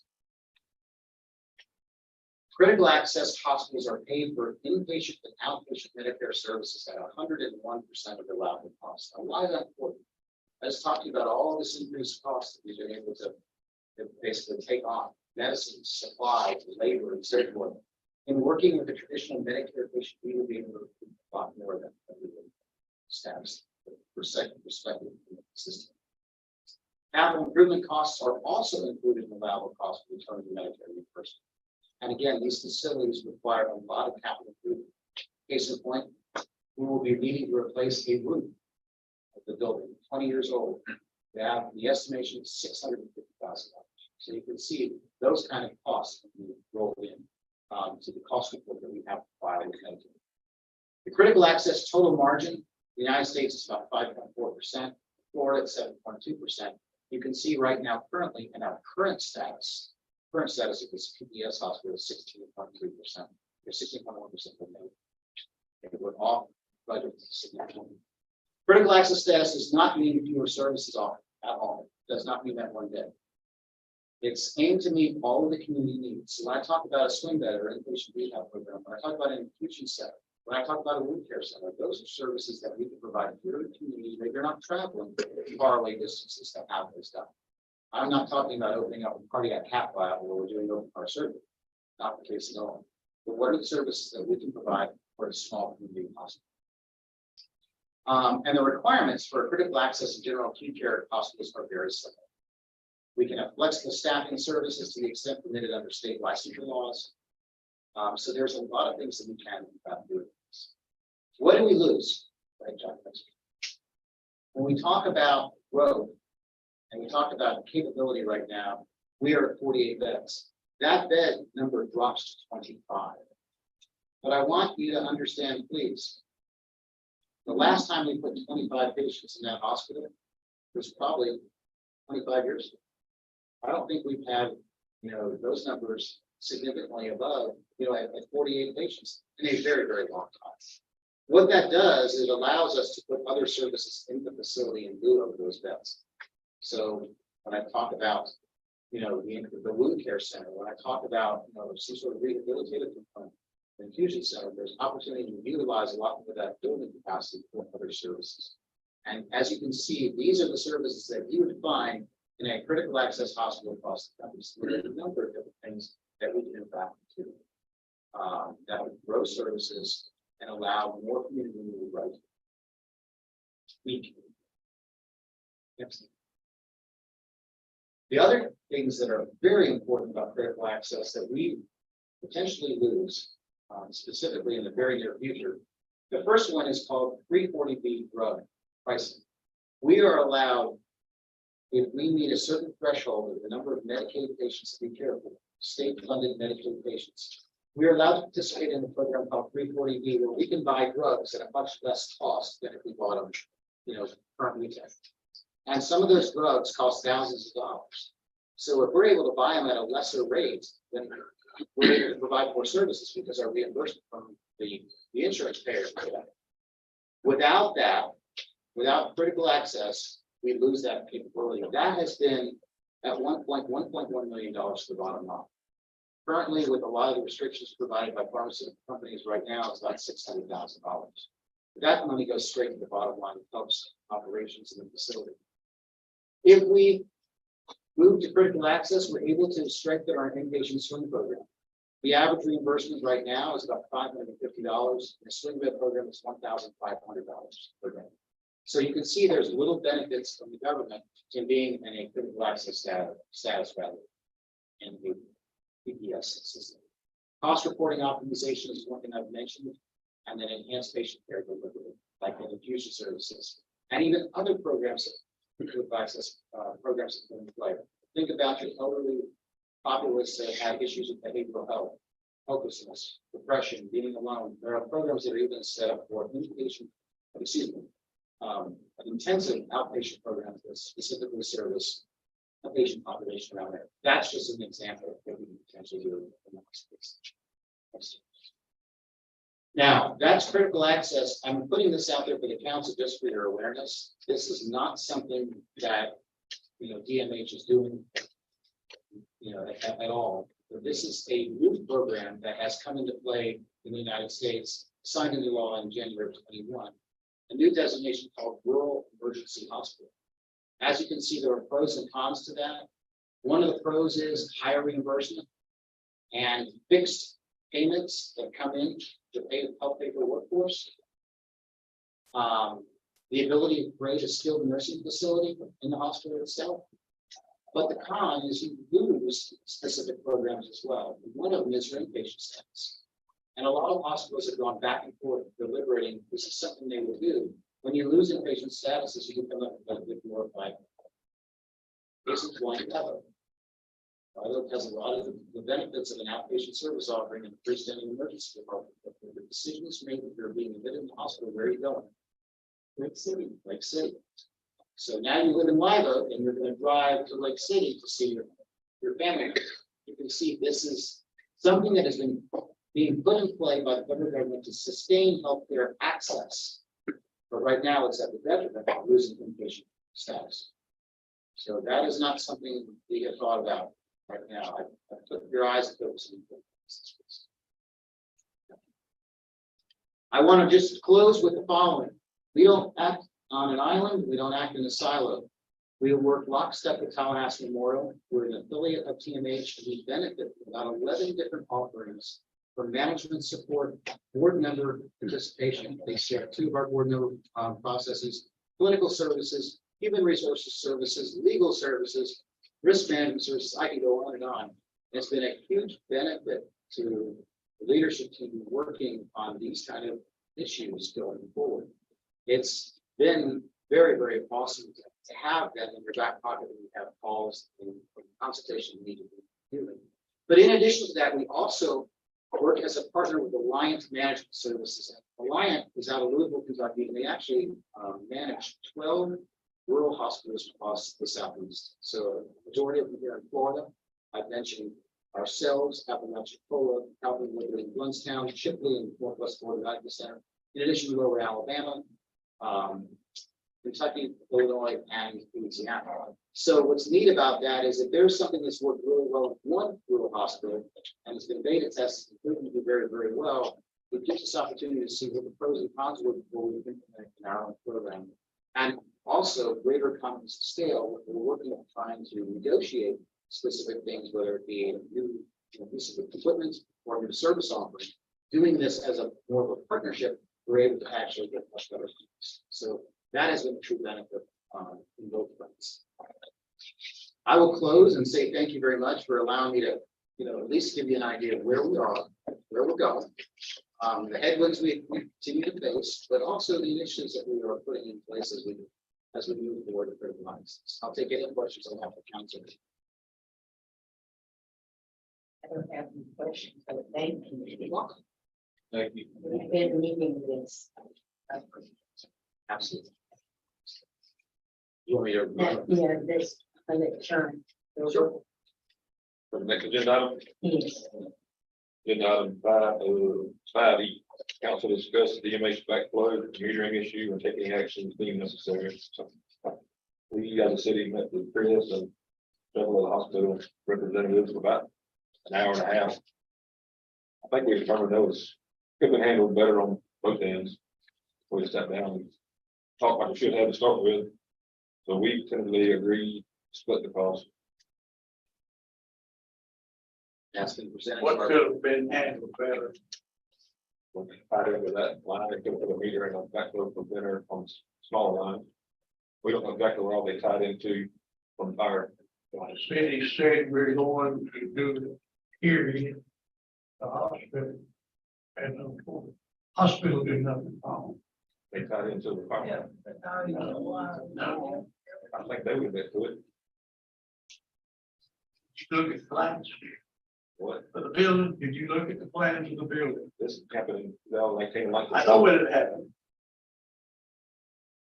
It's on the other side of that factory. He was shown that it was there. The hospital, get this right, Eric. The hospital has no business paying for incompetence of the city. All that. Huh? They tied into the fire line, they hooked up their building. We were able to shut the water off that day. They couldn't shut it off, so they turned They didn't it have a way to turn it off. Yeah. Well, it probably wasn't intentional. Yes, it was. If it was tied into the fire line, Where was it tied in? No, The reason, I know, I was standing there, Pat was standing there. The hospital did absolutely nothing wrong. The city is the one who came out there and said, we're gonna do this with you, like it or not. And they did. It first started out, you do not have a backflow preventer. They didn't on that line. That most certainly did. They have a meter on back. It's tied into the other side. Dig it. You're going by just what somebody's saying, and that's not true. We have a meeting with some people in there. They all agreed to it. Those people weren't even there. Someone here. Hmm? Andrew's here. They have their engineer from the hospital. Hospital doesn't have it. We invited Brian, I guess it was on the initial design of the bill, and Brian was supposed to. And he showed a wire line that went around the perimeter of the building, and a tie in somewhere over on Main Street, I believe. And showed the backflow meter, the rest of that. Meter. So when we were told that the water, and again, I wasn't there, you know, moving third hand, but when they tried to turn it off, they wanted to go. So they turned the valve off on the main street. If that's true, if we can suspect that line now coming off of Main Street to that fire hydrant has no backflow prevention whatsoever. Yes, that was closed on it. Huh? That was closed on it. I understand. Today, there's no backflow prevention. There is on the new meter. Coming from the meter that was installed, Where is it? the main meter that's out on the highway 19 side. Isn't it? Come off of Main Street. That line is now dead. It has been turned off at the valve that shut off backflow, shut off all the water that led to the hospital. So you got a dead fire hydrant there. No, it is loop fed from the front off of 19 as well.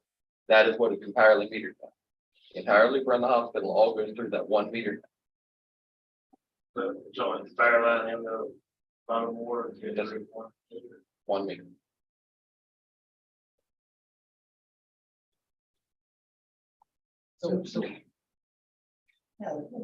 So we all have agreed to just split the cost. Yes, ma'am, the city proposed that we split the cost in half. As we could push to our board, they have voted and agreed to that. So we sent that to the city. How much is the hospital already paid? 25. So it's kind of, we need to go down to. 6,300 is what I think. We need a vote from us. Motion, No. Councilman Ryan. yes. Councilman Ranger. Yes. Councilman Whipple. Yes. Councilman, excuse me. Mayor Beckman. Yes. Mayor Campbell. Yes. Thank Chris, you. Chris, I asked one question. Yes, How much health care do y'all give away in the county? charity care? Yeah. You wanna? I don't have the exact number for you. Ballpark. A lot. That'll be. Quote me on that, because I don't have an exact number for you, but it's very significant. Sarah, do you give it away or is this just, it happens because the bills are not paid? It's bad debt. You got two things here we're talking about, bad debt, people that just don't pay their bill. Then you've got charity, people who apply for financial assistance and meet the guidelines for charity here. I want to be clear on that. So there's two different, if we're gonna talk about money, but we just don't get compensated for care that we don't get compensated for. You have your bad debt, people who apply for charity here to talk about that. I know under the old hospital with the ill working funds and everything, you were required to supply a certain amount of free care to the community, but that's not a requirement anymore. Is it? It is, it's So still, even though you did use ill working funds to build it. if we're sitting in a non-profit status, there's still requirements that we have to have with regards to charity care, so it's a significant amount. And the other thing you just keep in mind too, when I talk about reimbursement and an overall expense, Sarah, 33%, 33 to 35%. If you're just talking about $1 worth of care, if you sold the candy bar for $1, we get about 33 cents of that is what we collect overall. In general. Okay, from all payments, okay. And what percentage are you required to give away? Because that was what I was asking Right. on the Hill. I'm gonna have to get you the actual, let's see, I have to read. The document, just find exactly what I'm saying, so I can get that back to you. But you don't turn anyone away, right? Okay. There's certain, there are federal laws, and TALA is one that prohibits us from turning anybody away. We are required by law to see the represents. Yes, the hospital provides a significant amount of health care that cannot be reimbursed. Yes, sir. Basically, Oh, yeah. Medicaid is a big player, even Medicare is a big player, and then you have your self-pay. So your commercial payers are probably your closest, and there's always contract negotiations with some of these payers. It's a very challenging world. to live in. But there's no negotiation with Medicare and Medicaid, so 50%. Yes. But the answer can't, one of the language question is the bad debt bucket and charity bucket. Different buckets. So that's care that we provide that he's not getting paid. both of us. Yes. Remember, I shared with you in that letter to the editor, that on ambulance transports, Medicaid reimbursement had been increasing 2 decades. Yeah. So you think about cost of living, okay, you think about Medicaid staying here, that creates a huge delta here. Any other questions? For the team? Thank you. Thank you all very much.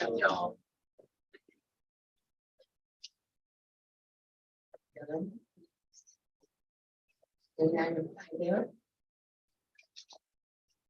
Agenda item 5F, council to continue discussion on policy resolution and take any action deemed necessary. I didn't do any of this meeting with everything else we got going on. We can move to agenda item 5G. Council will continue discussion of city manager's recommended 5-year capital improvement program for fiscal years 2023 through 2028. Council will take any actions deemed necessary. Starting to get it like Bill wants it. Like this. Here's your summary letter.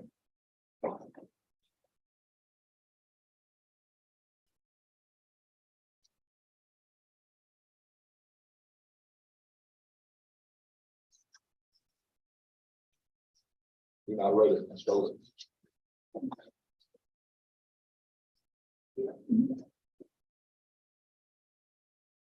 When you go to this projects tab, now you click see, police department firearm upgrade. You have your description and necessity. Cost estimate. Method of financing. Time schedules and the estimated annual cost of operating and maintaining.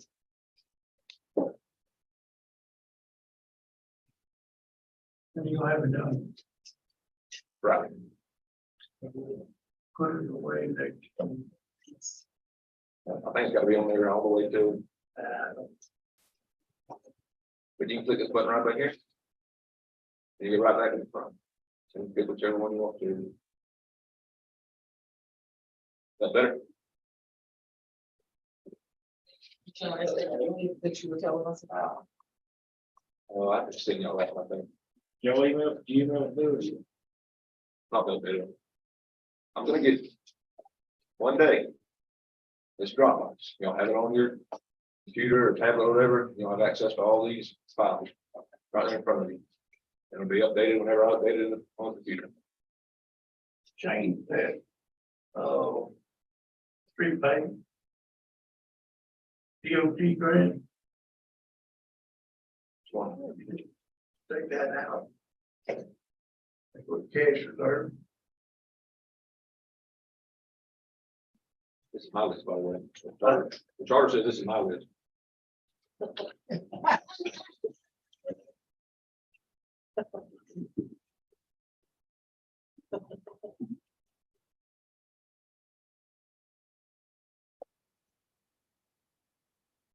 it, unless y'all got any questions. We're gonna just talk about that next week. Yes. Okay.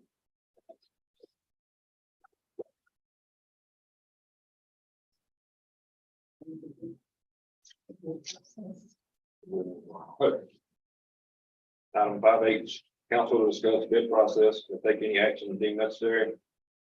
I have to talk with the county and we'll open them up here in the meeting for future bids.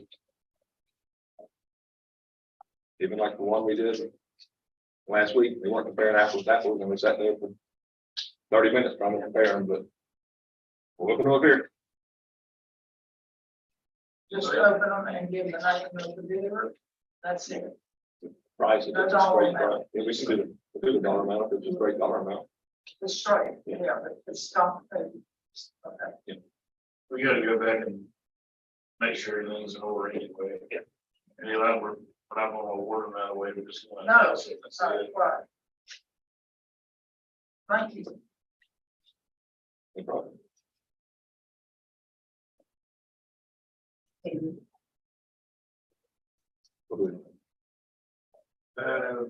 Aye. Council to continue discussion on utility billing extensions and to take any action deemed necessary. Continuation from last meeting. We pulled up how many there were. There was 175 extensions for the month of April. Me and Shirley are trying to find a way not to charge them a late fee and then another percentage of their bill just for getting the extension. Also, maybe we could see a small flat fee for extension, $5 or something, just as a guarantee you're gonna pay it. We're talking Tri-County, they give a free extension as long as you don't break 3 of them in a row.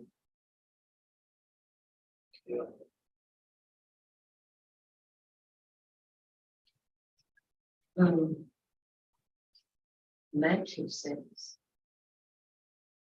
First extension fees are not charged to generate revenue.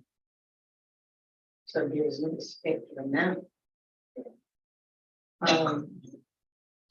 These fees are paid affordability, but a disadvantage. And the burden is placed on the poor residents who more than likely need these extensions monthly. When you get behind the stamps, the more fees you have to pay, the further you get behind. Now, keep in mind that these bills are paid.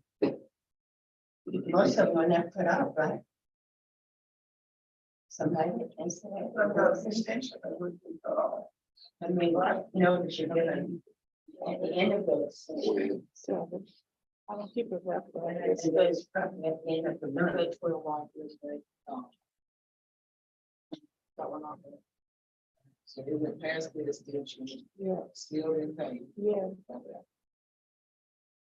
Well, this, It is what, Like 10 days, and then it rolls it into like the first week of the next month. So they've already received their new invoice. So now they got 2 weeks. I would personally like to see when we mail it out, instead of being a 2-week period, because really that is ridiculous. I think it should be at least 18 days, if not 3 weeks. And then your late fees would be after that, and if you want to do away with it, because the reason Bob put that in, I had to go home and think about it a little bit, was because, and you remember this, Bill, we would have a litany of people lined upstairs because if people had gone through their first 3 or whatever that they got freebies, and we even made another with that. Then they come upstairs and they always had extenuating circumstances. So then I have to, make a decision, life or death, and then that's not fair to me, it's not fair to anybody, so. Bob felt that, if they. After 4 extensions can't manage, but they're willing to pay for it, then that's on them. And I'll tell you right now, I'm not going through that again, because if you're gonna. Only give them 4, I just say yes to everybody. Because I'm not getting into that no more. Because then they accuse you of things, or, why are you getting up in my business? It's like, you're sure the one that came up here and asked me, telling me your story. one thing we can't do, can We can't look at a person nails and their hair and all of that and say, well, you got your hair done, you could. We don't do That's that. not our business. It's not, but That's not our business. I would like period. to do away with the extensions altogether. Yes, Charge the late fee. And charge a reconnect if that becomes necessary, but I'd like to see us do away with the extensions altogether. so that I can. Shouldn't the longer date, pay it. You like the 3 weeks What they have- before the late fee goes on. If you got an extension, you would cut off It's in the $175. charter, isn't it in the charter, you know, I think it is. you have 10 days. Is it the ordinance and the charter? One of the, because I don't have it, you have, it's 10 Yeah. days. Well, it's charter, we can't change it, but If I'm not, it's that's not a big deal. in 5 days after the, John, if they First know, Be something, but if they know, they'll pay it. If they know they can get away with it, they'll get away with it. There's some always will, that's correct. Each and every month, each and every Right, time. but we can't realize those really be that. I'm sorry that, you know, that it's hard on people, but it's hard on everybody. We're all having to make sacrifices. So you don't eat the rich food anymore. You eat something, you know, you bologna and hot dogs. I've had it too. It just, it can be done. You Yeah. You do away with this. know, If they're late, charge a late fee. If you have to do a reconnect, charge a reconnect fee. And once they get it, once they understand it, they'll come up with it. They'll pay it. So what's the, wait a minute, wait. Shirley, that ain't what you want. No, That's not what I want. because if you're gonna do that, by the That's way, the fees, the fees is what I want. The fee what? so you wanna do away with this I do. part over here. That's right, but this is But not a late extend- fee. This is an extension fee.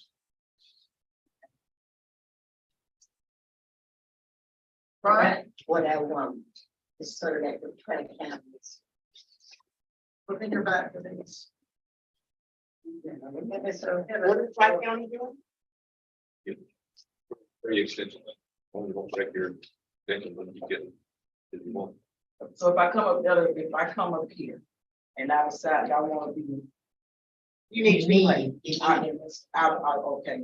And they keep track of it in the computer.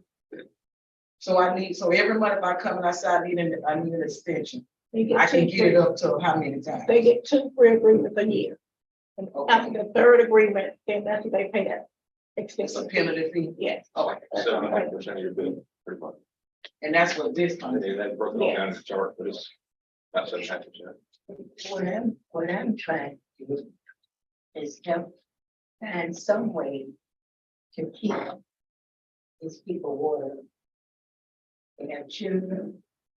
It is also in our ordinance that water is required. So we have to come up with some way.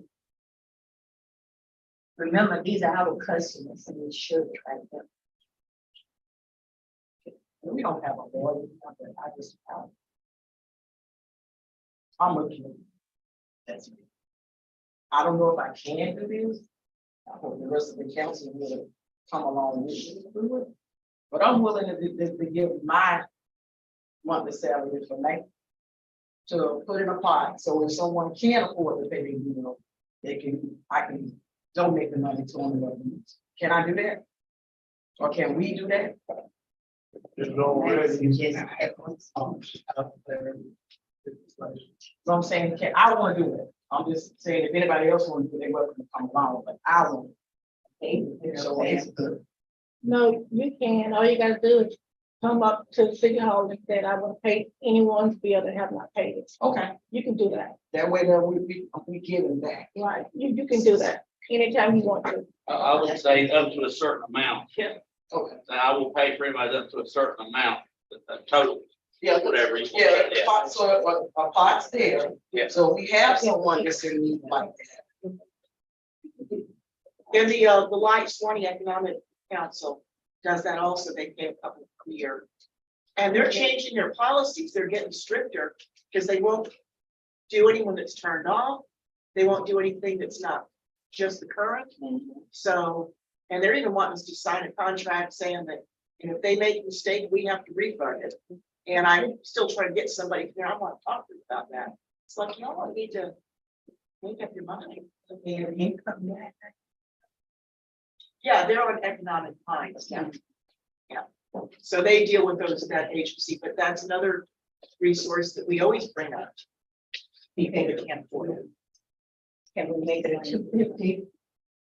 That fee, Do they anything will more? not change it. I don't think, that'd be all. Y'all is it there?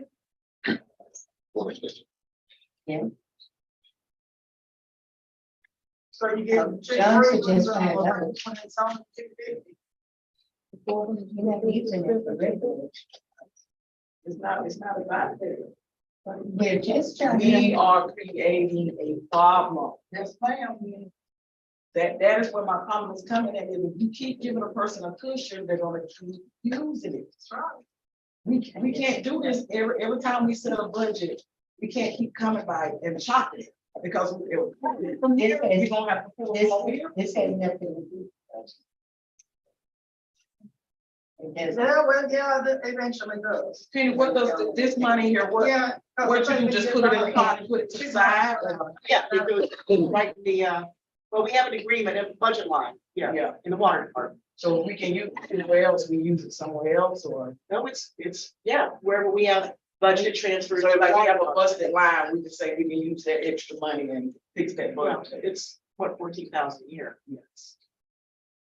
I'm just saying, it's going to the water department's bottom line. And or to transfer to anybody else's, like general fund of these transfers. I don't mind having people I don't know, I don't, but we're just really probably, it's gonna go from 175 customers to 575. Yeah. Like you said, they can't pay it, they're not using the service. Everybody is not using the system. That's what we're trying to do. Some of the old cities. They gonna do it. It's on every. But it doesn't mean everyone's trying to use the system. You're right. You're right. Time is hard out there. We had a hundred That is seventy-five, getting worse. 175 extensions, 12 cutoffs. Most everybody's eventually Hey, paying it. that's what I'm They're saying. getting penalized for So being they're late. them under the. Hey, You will typically cut the gas off. No, Well, then you get. especially if it's winter time, we don't. You get the whole relining process. Unless it gets a really big deal, then. If it's gas only, that's it. Yeah.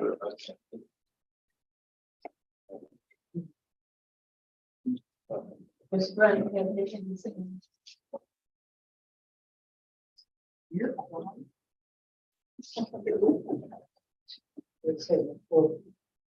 There.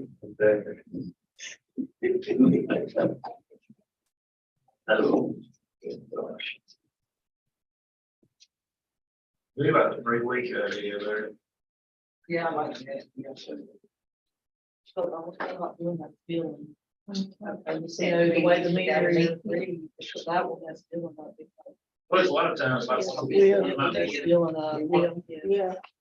Because really, they're getting 15, we use the 15th of every month, and she already sends them out, like, there's like. 26, 27. They're actually, Well, actually, they're getting more. they're getting more than 15 days. And then there's just another week for the late 16. Actually, you could send those second notices out at the 2-week mark. And it just says your late fees will apply. But it's already Yeah, on it's already on the first bill that goes out. It's on the first bill. I know, but we can still send the orange one out in week 2. Yeah, but when she does. Yeah, but there's a that, process. it's There's a process. It's a process. Well, I got to tell you, city bills, 9 times out of 10, one of them comes in a week late. That's the problem. I Because mean, I was telling you, the 6th, 7th, the 8th. I type it in on my bill pay and it takes a week for that to come back and. We try to Sometimes communicate. right there at the 15th. And before you. And that's why I think that needs to be changed, because We're not fixing the post office. Yeah, but we try to communicate with everyone. If you don't receive your bill the first weekend of the month, please feel free to give us a call. We'll let you know how much your bill is. You do not need that green card to pay your bill. And you can always go to the cityofperry.net, have your account number, you can look up how much your bill is. So there's a resource out there to see how much your bill is.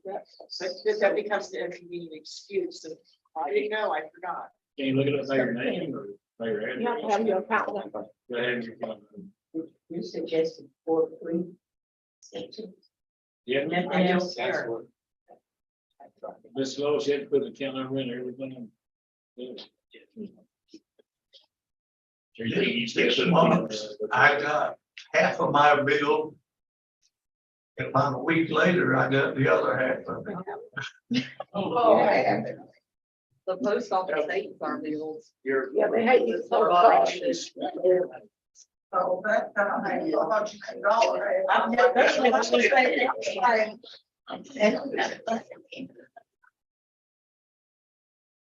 Would you all consider four extensions and just do 4-3? You will with this? What now? Yeah, I'm gonna give them, what you say, 2? But We're giving 2 now, I believe. 2. 2 what? Free extensions. Free extensions, they don't have to pay. Is just in 4, you should avoid it. Okay. You're not gonna do away with this. Now, let's put there's 4 and no one change. Whatever one, what the council is. So you're saying there's no penalty if you go for 4 extensions. You just gotta pay all the bills. How about when they need 5? Then that's when they start lining up to my office and the answer is gonna be, sure. Because I'm not Or on they're there. gonna wind up. Well, owing 2 It may months. be our job, but as soon as we have our guys out there turning off accounts of 200 or 300 at a time, we're gonna be struck for labor.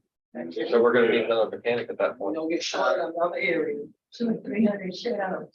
Yeah. I've seen them over 200 before. If we do that, we're gonna see it worse. One time. Yes, One ma'am. time over 2-3 years is still one too many. Over 200 counts. It's not gonna get any better if we don't enforce it. If you notify them and they know what's gonna happen and when it's gonna happen, they can make adjustments. Anyways. I'm gonna make this motion. Yes, yes. And, we can go ahead and get started.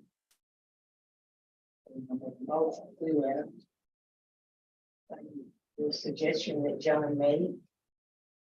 Back on that rate of fee. On the extensions. Everyone pays the same thing. No more. Yes. 2 frees and on the third it's $5 Yes. in addition to bill. Yes. And then $5 Late for. fee, $5. Plus the late fee. We're doing, we're actually doing 3. And 2 now. 2, but if you pay something, you get the 3rd. Yeah, or 12. 12 of them. If you pay any less for your extension. You pay $5 every month, and yes, for 10 Oh, days. But we don't have to, you remember those lines still? Keep lined up with staircase. I'm gonna tell y'all, they start calling the first of the month, and we have to channel some of the phone calls, want to know what they come up with an extension, they were able to, I tried to help my people. yeah. Bonus, they need help. But don't worry about it. You can still massage this at budget time, just remember it's an ordinance. No, I'm leave it alone. We need some confessions. Want to do like me and then donate a check? You know, you the one that moved. I don't have it. I just supposed to be gone. I'm not. Think hospital, but do the right thing, but.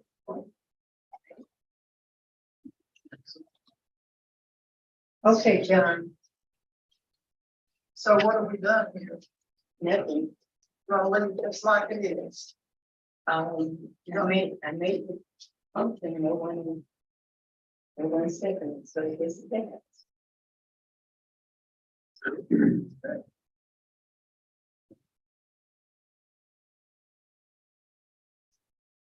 Yeah, I get upset when I think, right? People that something. Nobody seems. to Sometimes recognize when it. you're trying to help them, you want to today. I used to have the people that. Can't put everybody in the same. The same way. You know, the problem is we're doing all the thing, each and everybody equally. We can't pick and choose who we. That's not, that won't be everyone. That won't be everyone. Agenda item 5J. Correcting a typo. Read it. No, you're reading, you want to. Johnson. Resolution 2022-13, correcting typo in previously adopted resolution. A resolution of the city of Perry, Florida, relating to the state revolving fund loan program, making findings, authorizing the loan application, authorizing the loan agreement, establishing pledged revenues, designating authorized representatives, providing assurances, providing for conflict, severability, and effective date. This was. Yeah, it was a typo on public. Third. Councilman O'Brien. Yes. Councilman Ranger. Yes. Councilman Woodball. Yes. Vice Mayor Session. Yes. Mayor Henry. Yes. Mr. Brown. Okay, in our information here, we've got a work order. For well project. And we need to get that item as an item on the agenda. So that it will flow through minutes. And authorize John to sign this. And say something like this: City Council approve proposal for professional services with Mont McDonald in connection with new well site selection not to exceed $100,000. And what they're gonna do is in here. You just need to get it signed so we can move along with that. No, okay. It's there. If you had an electronic packet, it would have been there. I don't know about that. Yeah, Brady.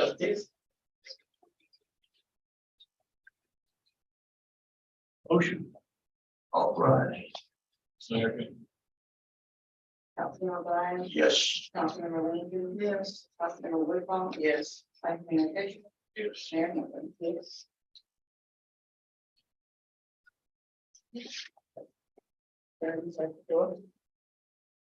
Yes. I think I've seen some new faces. I wanted to introduce you all in the city, some of our new employees. We got Sean and Quinn, your wastewater superintendent. No Kenny. You got a license? Yes.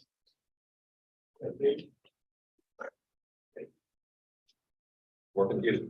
Are we looking at sending in the unit? He's already got it. He's done that. I know Danielle, but effective today, she's your street and sanitation superintendent. Danielle? Yes. Just know that was gonna be a suggestion tonight. I just found out before. Congratulations. Well deserved. Andrew Peter is our water superintendent. No, Anthony, gas superintendent. And Randy Williams, I don't know what about him. Office assistant. Office assistant. Flash There we there. Keep everybody straight. She's not legally constitutional. Now, come on. Okay. That's all I got.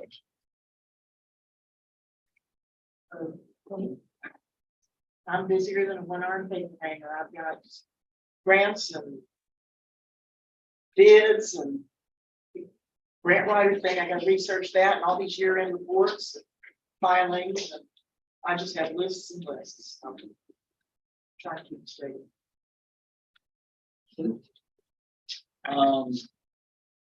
Nothing really remarkable. We just finished the in-car video and body camera upgrade, so we got new equipment. Shared some video with John earlier, about an issue we had received a couple emails on, and really good quality videos. And the audio is exceptional as well, so that's gonna help us clear complaints a lot quicker than we have been able to do in the past. That's a protection for the employees more than anything. There's often complaints about how they've acted that we can refute really quickly now. But we've been in body cameras for a long time. We just were end of life in the previous equipment. Anyone else? No. Most of the meetings are appointed. I did leave one thing out. We did hire a person that was going through the physical and drug screen portion of the process for employment with the police department. He's already certified as an officer. He'll be coming to our area. We'll do some training with him in the week, and he'll start as soon as we get all the testing results back. Right, code We have actually, I talked with John today, we've got an applicant for that. We're gonna hear from him and I are gonna hear from him. And we'll make a decision on his appointment as soon as we're done with that.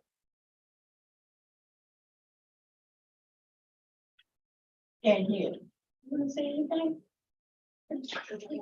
Not yet. What you want me to say?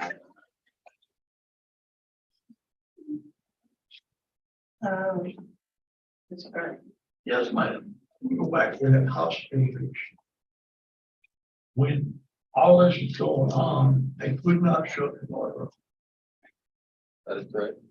And all of a sudden, the water shut off. Because of that, coming off the main. That was the last valve from the city side on Main Street. Yep. And I went out there, you know, it's just too obvious that going from there, I had into the hospital. But we didn't have anybody to dig it or anything. That's. What about changing our time to what was like 5:30? That's what I would ask us to see. Like, As opposed to request that. You at 5:30.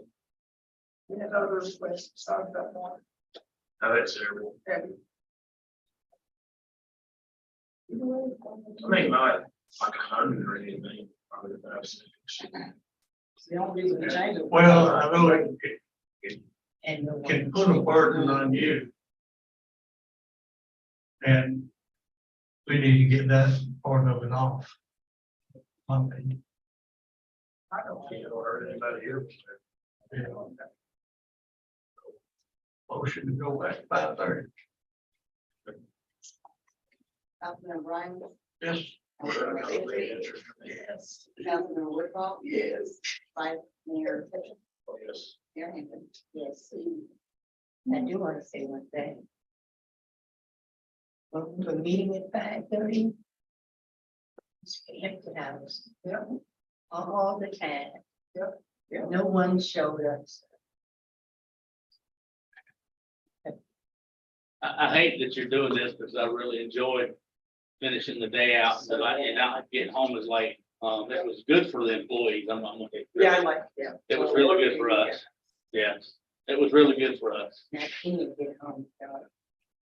Not, In the winter time. In the winter time. Well, yes. What's your active time? That was next meeting. Next meeting. Next. Gonna compromise at like 4:30.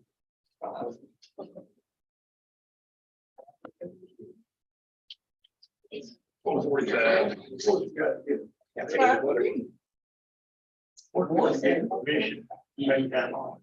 Yeah, I see you at 2:00. When was that? I'll show you some video.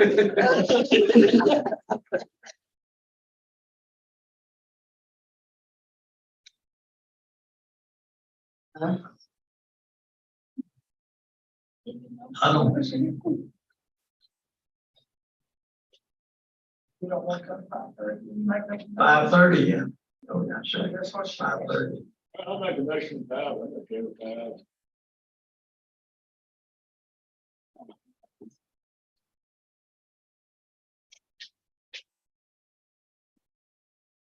I'll be back, bro. 5 o'clock. All right. It's really okay with that. Oh, yeah. I can do 9 o'clock in the morning. That'd be much better, bro. Yeah. Let's do that. 8 o'clock at night. So, Oh, 9 points. so it's checked. 8 o'clock at night. Yeah. I decided we changed it to 5 o'clock. I don't like it. What? 5:30. No, 5 o'clock. Hmm. Have some pity on our employees. Uh, Have some pity on our employees. on your employees, Yeah, yeah, but they government employees, yeah, they are. they get paid. We're all salary. There's a working man out there, the blue collar workers. Y'all know what blue collar workers are. We don't That's get, the one that sweat and sweat and stinks. we don't get started real good until about 5:15, 5:20. They can get here by then. Make a motion, 5 o'clock. We need to make a, take it on. Yeah, I second it. All voted again. Councilman O'Brien. Councilman Landry. Yes. Councilman Woodhull. Yes. Mayor Pickering. Mayor Henry. Don't they have to make a motion to appeal the first? No, Yeah, just that first one has. I need to make sure I feel that. I second it. Councilman Landry. Yes. Councilman Woodhull. Yes. Vice Mayor Pickering. Mayor Henry. Yes.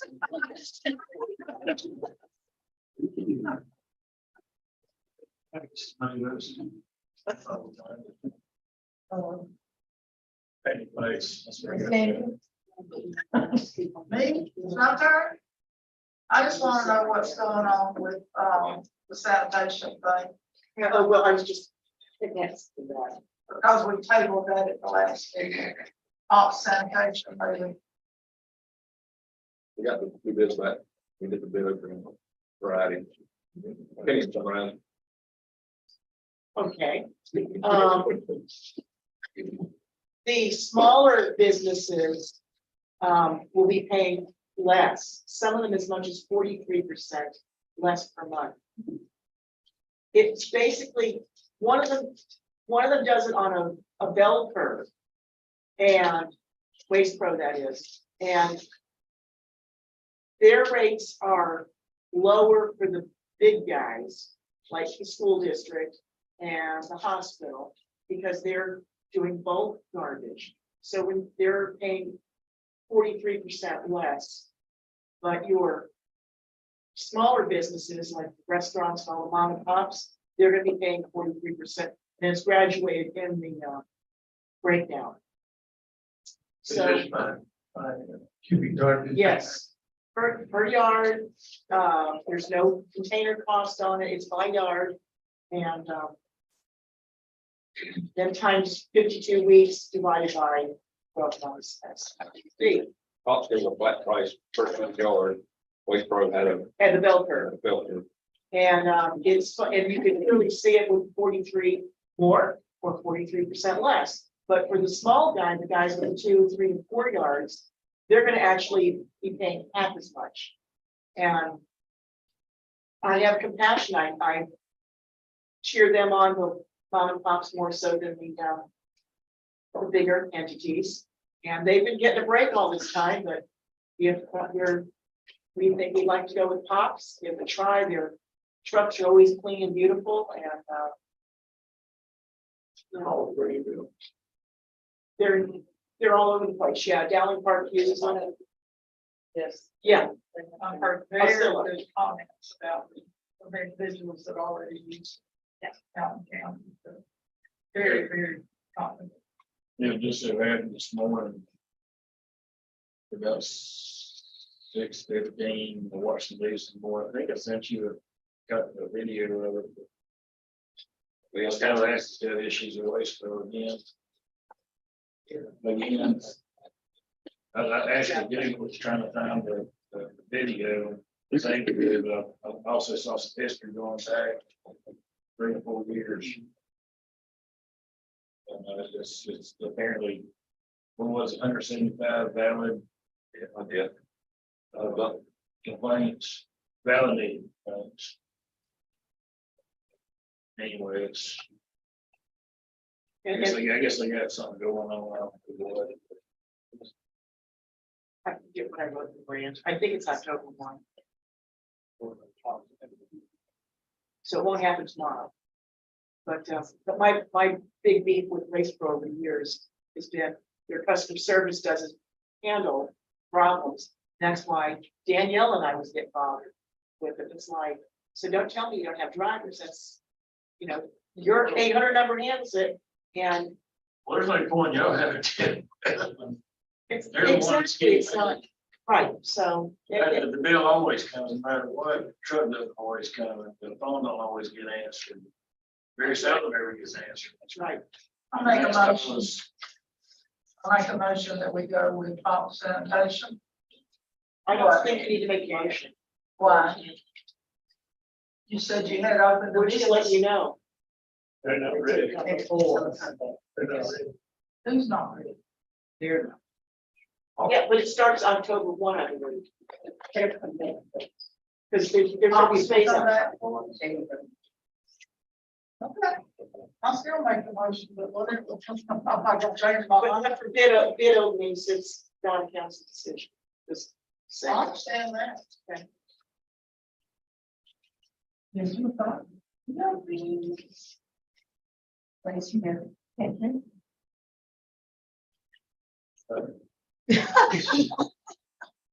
I'm good, right? Can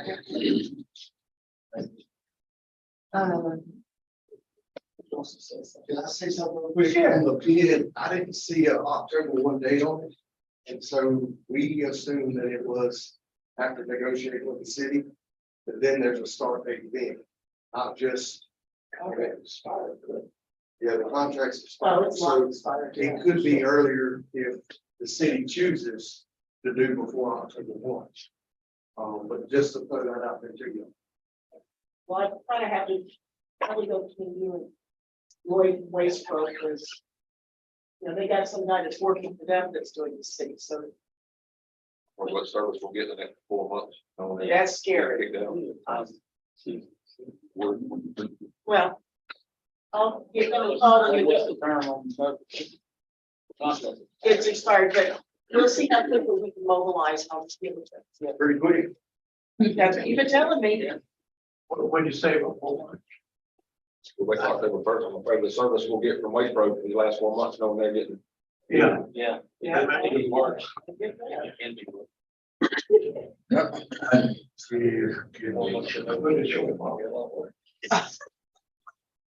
That's right. Well, that's any problem. I get crotchety. That's exactly what started happening. I'm over it. Hey, I'm calling all the time. I don't have a problem calling. The only thing I need to know is what you understand about basically the waste time. I'm sure the waste time there, like, the one that got all stolen. I reached out. Or they.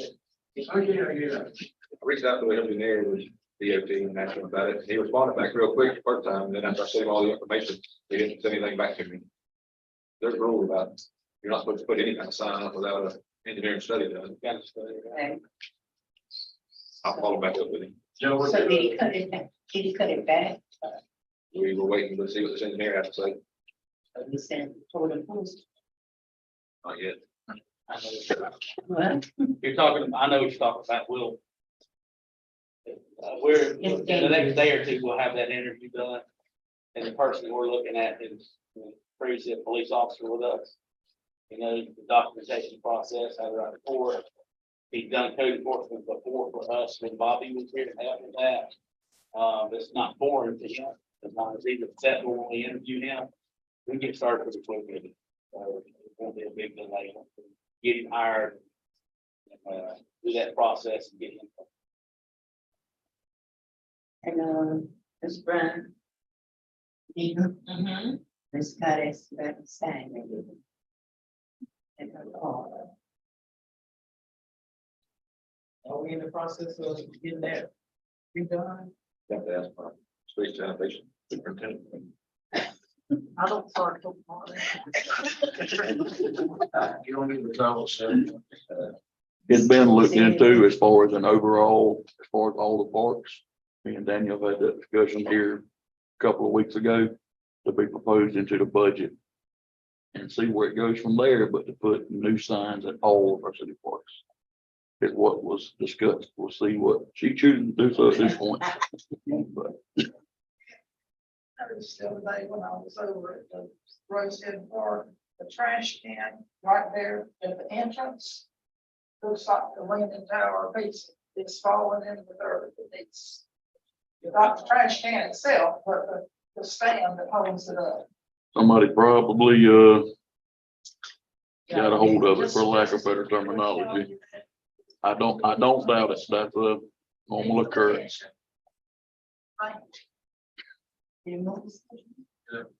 Four-way is. The same. Okay.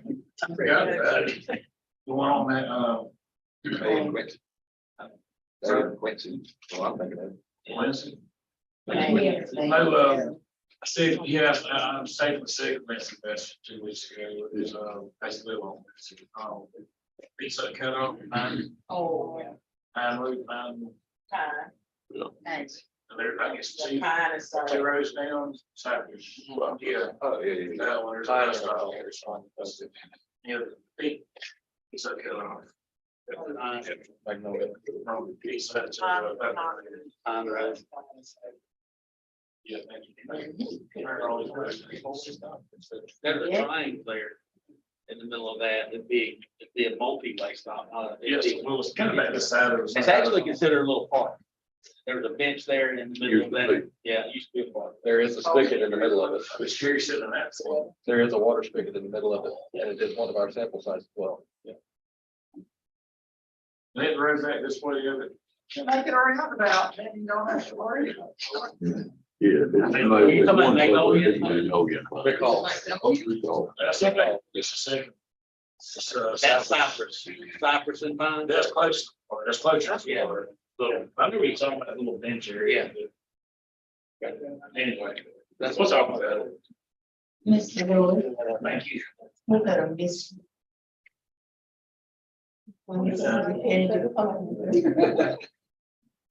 you. This is her list. Yeah, she's not. You can stop by City Hall and correct her any day you want. Congratulations. Almost. Yeah.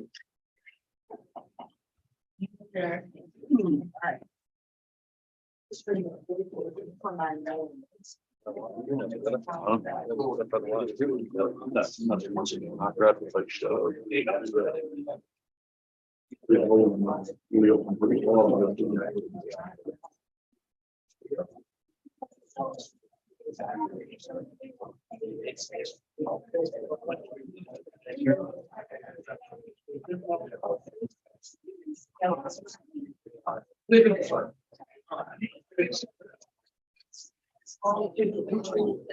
okay. Well, yeah.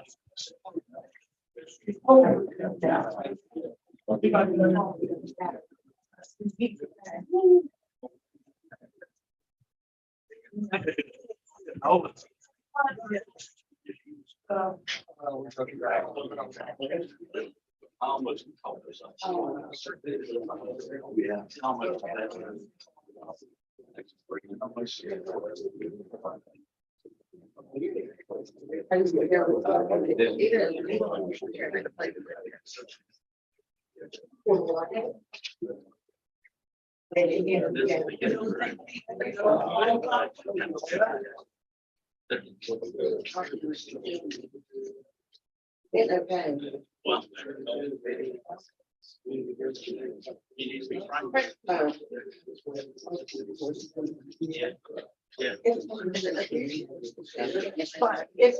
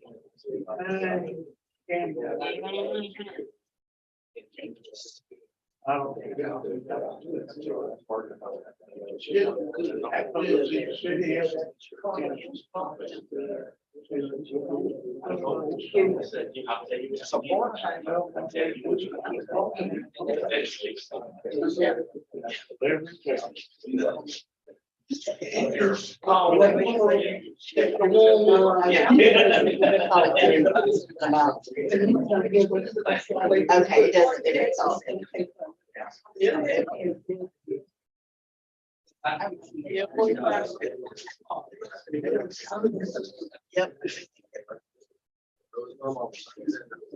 And now we gotta figure out why I'm gonna figure out.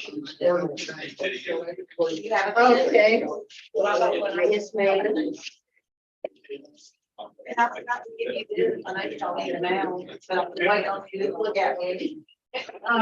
Here's what they are. Like, we must be back to long. I got my little Hey. book. Yeah, very good. Right.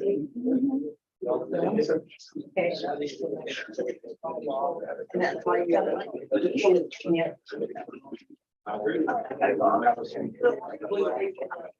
All right.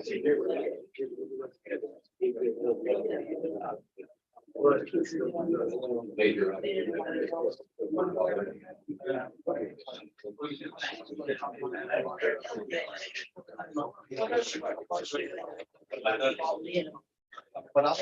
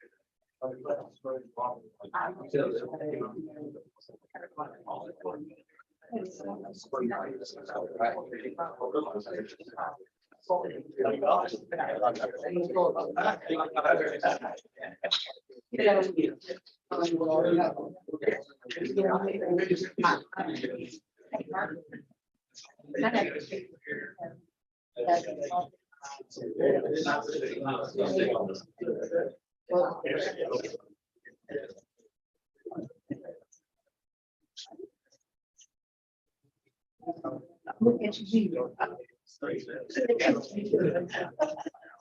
Yeah, good night. You too.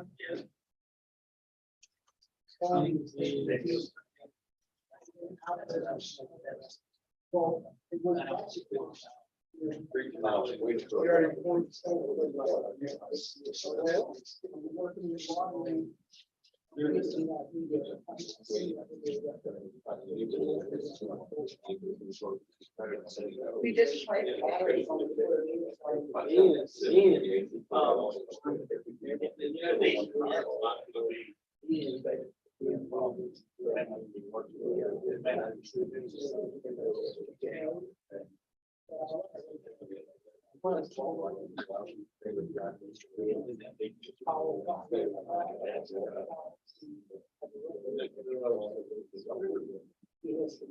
We got lots in, yes, we finally got some lots of stuff. So the day you. I've got it. I've got it over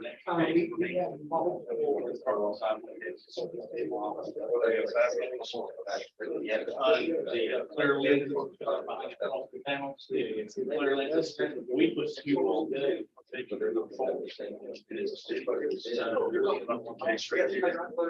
Yeah, yeah, so you can wire all. Then. So you need to add another one to be created. That's right. And they're pretty. And there's power. One side, that's one side.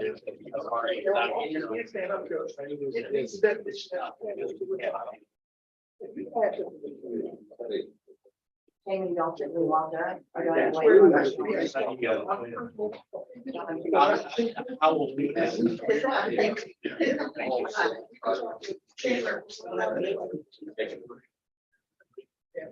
You got a different.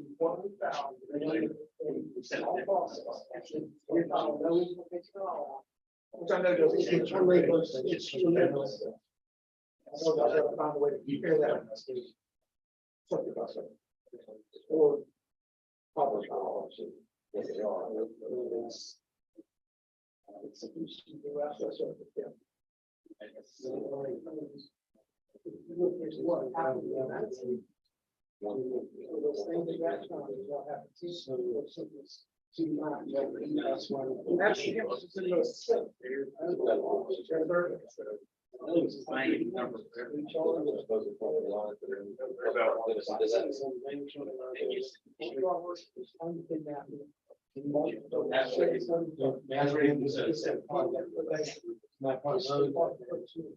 I'm not saying.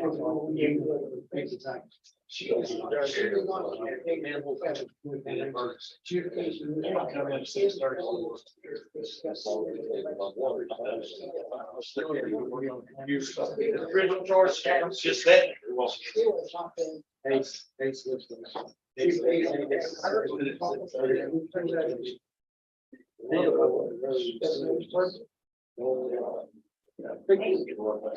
Sorry, is this the other, is that their things that very place? Agree to help us TV or your, was there other cases?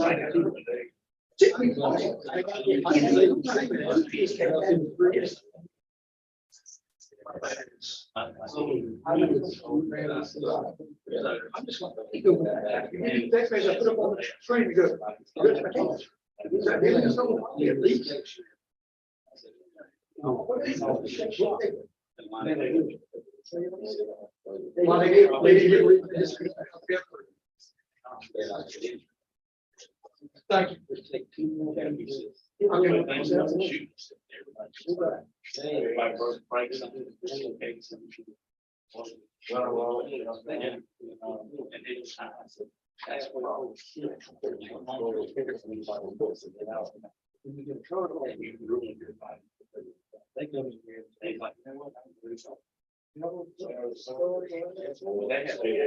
Thank you.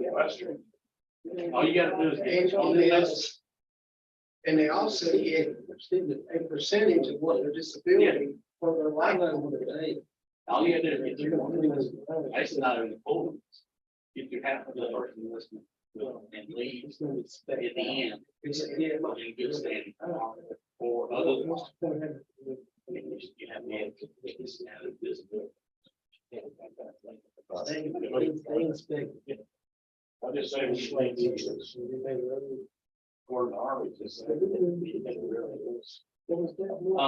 portion, not completely. Yeah, That much there. there's something.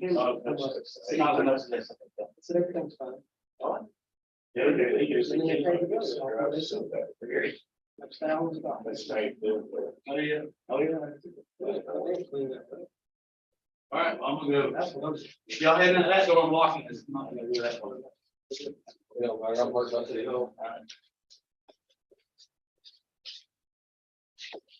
Not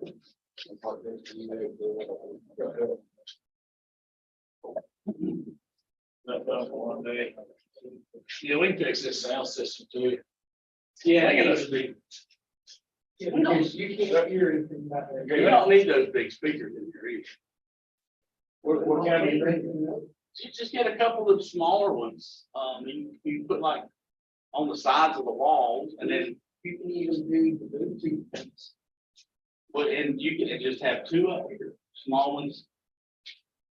Up here for the council here. You gotta have these things there. You gotta have the big thing. Cause you got one turn one way, one turn the other. Look, there's no need. You can get some smaller speakers. Probably get, you can probably do 4 in here and be fine.